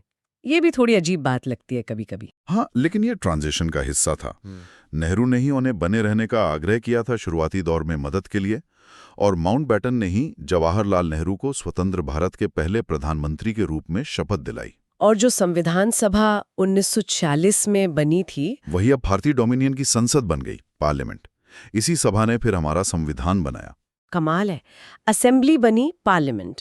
अच्छा, अब जरा सरकारों की बात कर लेते हैं। 2 लिस्ट है हमारे पास। एक तो 1946 की अंतरिम सरकार, इंटरिम गवर्नमेंट, और दूसरी आजाद भारत का पहला मंत्रिमंडल 1947 वाला। पहले अंतरिम सरकार के बारे में बताइए। हाँ, 1946 वाली सरकार विभाजन से पहले बनी थी। इसमें कांग्रेस और मुस्लिम लीग दोनों के लोग शामिल थे। टेक्निकली ये वाइसरॉय की एग्जीक्यूटिव काउंसिल ही थी। वाइसरॉय इसके हेड थे, लेकिन जवाहरलाल नेहरू को काउंसिल का उपाध्यक्ष, वाइस प्रेसिडेंट बनाया गया था। अच्छा, तो वाइसरॉय बॉस थे, नेहरू सेकंड इन कमांड? हाँ, कुछ ऐसा ही। नेहरू के पास विदेश मामले और राष्ट्रमंडल संबंध भी थे। सरदार वल्लभ भाई पटेल होम मिनिस्टर थे, साथ में सूचना और प्रसारण भी। डॉक्टर राजेंद्र प्रसाद के पास खाद्य और कृषि था। और मुस्लिम लीग से कौन थे इसमें? लीग से लियाकत अली खान थे, जिनके पास वित्त मंत्रालय था। ये काफी महत्वपूर्ण था। अब्दुल रब निश्तार थे, डाक और वायु मंत्री। आई चुंद्रीगर वाणिज्य मंत्री थे। गजनफर अली खान स्वास्थ्य मंत्री और जोगेंद्रनाथ मंडल कानून मंत्री थे। ये सब लीग के सदस्य थे। इनके अलावा कांग्रेस से डॉक्टर जॉन मथाई उद्योग और आपूर्ति, जगजीवन राम श्रम, सरदार बलदेव सिंह रक्षा, CH भाभा कार्य, खान और शक्ति, आसफ अली रेलवे और परिवहन, और C राजगोपालाचारी शिक्षा और कला भी थे। मेरी जुली सरकार थी, मतलब कांग्रेस और लीग की। खींचतान तो रही होगी इसमें। हाँ, बिल्कुल। खासतौर पर वित्त मंत्रालय लीग के पास होने से काफी दिक्कतें आईं, ऐसा कहा जाता है। चलिए, अब आते हैं आजाद भारत के पहले मंत्रिमंडल पर, 1947 वाला। इसमें कौन कौन थे और क्या बड़े बदलाव थे अंतरिम सरकार से? हाँ, ये आज़ादी के बाद की पहली कैबिनेट थी। यहाँ तस्वीर काफ़ी बदल गई। मुस्लिम लीग के सदस्य अब नहीं थे, क्योंकि पाकिस्तान बन चुका था। जवाहरलाल नेहरू प्रधानमंत्री बने। उनके पास विदेश मामले, राष्ट्रमंडल संबंध और वैज्ञानिक अनुसंधान विभाग भी थे। और सरदार पटेल? सरदार वल्लभ भाई पटेल उप प्रधानमंत्री बने। साथ ही गृह मंत्रालय, सूचना और प्रसारण, और सबसे अहम राज्यों का मंत्रालय, मिनिस्ट्री ऑफ स्टेट्स, रियासतों को भारत में मिलाने का जिम्मा उन्हीं पर था। बहुत बड़ी जिम्मेदारी थी ये तो। और डॉक्टर राजेंद्र प्रसाद खाद्य और कृषि मंत्री बने रहे। मौलाना अबुल कलाम आजाद को शिक्षा मंत्रालय मिला। डॉक्टर जॉन मथाई अब रेलवे और परिवहन मंत्री बने। R.K. षणमुखम चेट्टी पहले वित्त मंत्री बने। और डॉक्टर अंबेडकर? हाँ, डॉक्टर B.R. अंबेडकर को कानून मंत्री बनाया गया। ये बहुत महत्वपूर्ण नियुक्ति थी, संविधान निर्माण में उनकी भूमिका को देखते हुए। बिल्कुल। और जगजीवन राम, सरदार बलदेव सिंह? जगजीवन राम श्रम मंत्री बने रहे। सरदार बलदेव सिंह रक्षा मंत्री बने रहे। राजकुमारी अमृत कौर स्वास्थ्य मंत्री बनी, भारत की पहली महिला कैबिनेट मंत्री। हाँ, ये याद रखने वाली बात है। और कौन थे? CH भाभा वाणिज्य मंत्री बने। रफी अहमद किदवई संचार मंत्री। डॉक्टर श्यामा प्रसाद मुखर्जी को उद्योग और आपूर्ति मंत्रालय मिला, और VN गाडगिल को कार्य, खान और शक्ति मंत्रालय। तो अगर देखें, नेहरू, पटेल, राजेंद्र प्रसाद, जगजीवन राम, बलदेव सिंह, भाभा, ये कुछ नाम अंतरिम सरकार में भी थे। हालांकि विभाग शायद बदले हों, लेकिन मौलाना आजाद, अंबेडकर साहब, राजकुमारी अमृत कौर, श्यामा प्रसाद मुखर्जी जैसे नए और बड़े नाम जुड़े, और लीग के सदस्य नहीं थे। बिल्कुल, ये कैबिनेट ज्यादा कोहेसिव थी, और इसके सामने चुनौतियां भी बहुत बड़ी थीं। विभाजन के बाद के हालात संभालना, शरणार्थियों का पुनर्वास, रियासतों का विलय और एक नया संविधान बनाना। इंडियन इंडिपेंडेंस एक्ट ने तो बस रास्ता खोला था, चलना तो इन्हें ही था। सही बात है, ये एक्ट वाकई में एक लैंडमार्क था। इसने कानूनी तौर पर एक युग का अंत किया और दूसरे की शुरुआत। करोड़ों लोगों की आशाएं इससे जुड़ी थीं। हालांकि विभाजन का दर्द भी ये साथ लाया। हाँ, इसकी विरासत जटिल है, मिक्स्ड है। लेकिन आधुनिक भारत की कहानी इस एक्ट के बिना अधूरी है। इसने वो फ्रेमवर्क दिया जिसमें सत्ता का हस्तांतरण हुआ और भारत ने अपनी राह खुद बनानी शुरू की। इस पूरी बातचीत से एक बात सोचने पर मजबूर करती है। एक्ट ने रियासतों को आजाद रहने का विकल्प दिया था। सोचिए, अगर हैदराबाद, कश्मीर, भोपाल जैसी बड़ी रियासतें सच में आजाद रहने का फैसला कर लेती और उस पर अड़ी रहती, तो आज का भारत कैसा होता? क्या ये देश एक रह पाता? ये सोचने वाली बात है। बिल्कुल, ये हमें सरदार पटेल और वीपी मेनन जैसे लोगों के योगदान का एहसास कराता है, जिन्होंने भारत को जोड़ने का वो मुश्किल काम कर दिखाया। ठीक है, तो हमें उम्मीद है कि आपको भारतीय राजनीति के अध्याय 1 ऐतिहासिक पृष्ठभूमि chapter 1 historical background of Indian polity पर हमारी आज की चर्चा पसंद आई होगी। यूपीएससी विषयों पर ऐसी और चर्चाओं के लिए द यूपीएससी पॉडकास्ट चैनल को सब्सक्राइब करें। धन्यवाद। जय हिंद।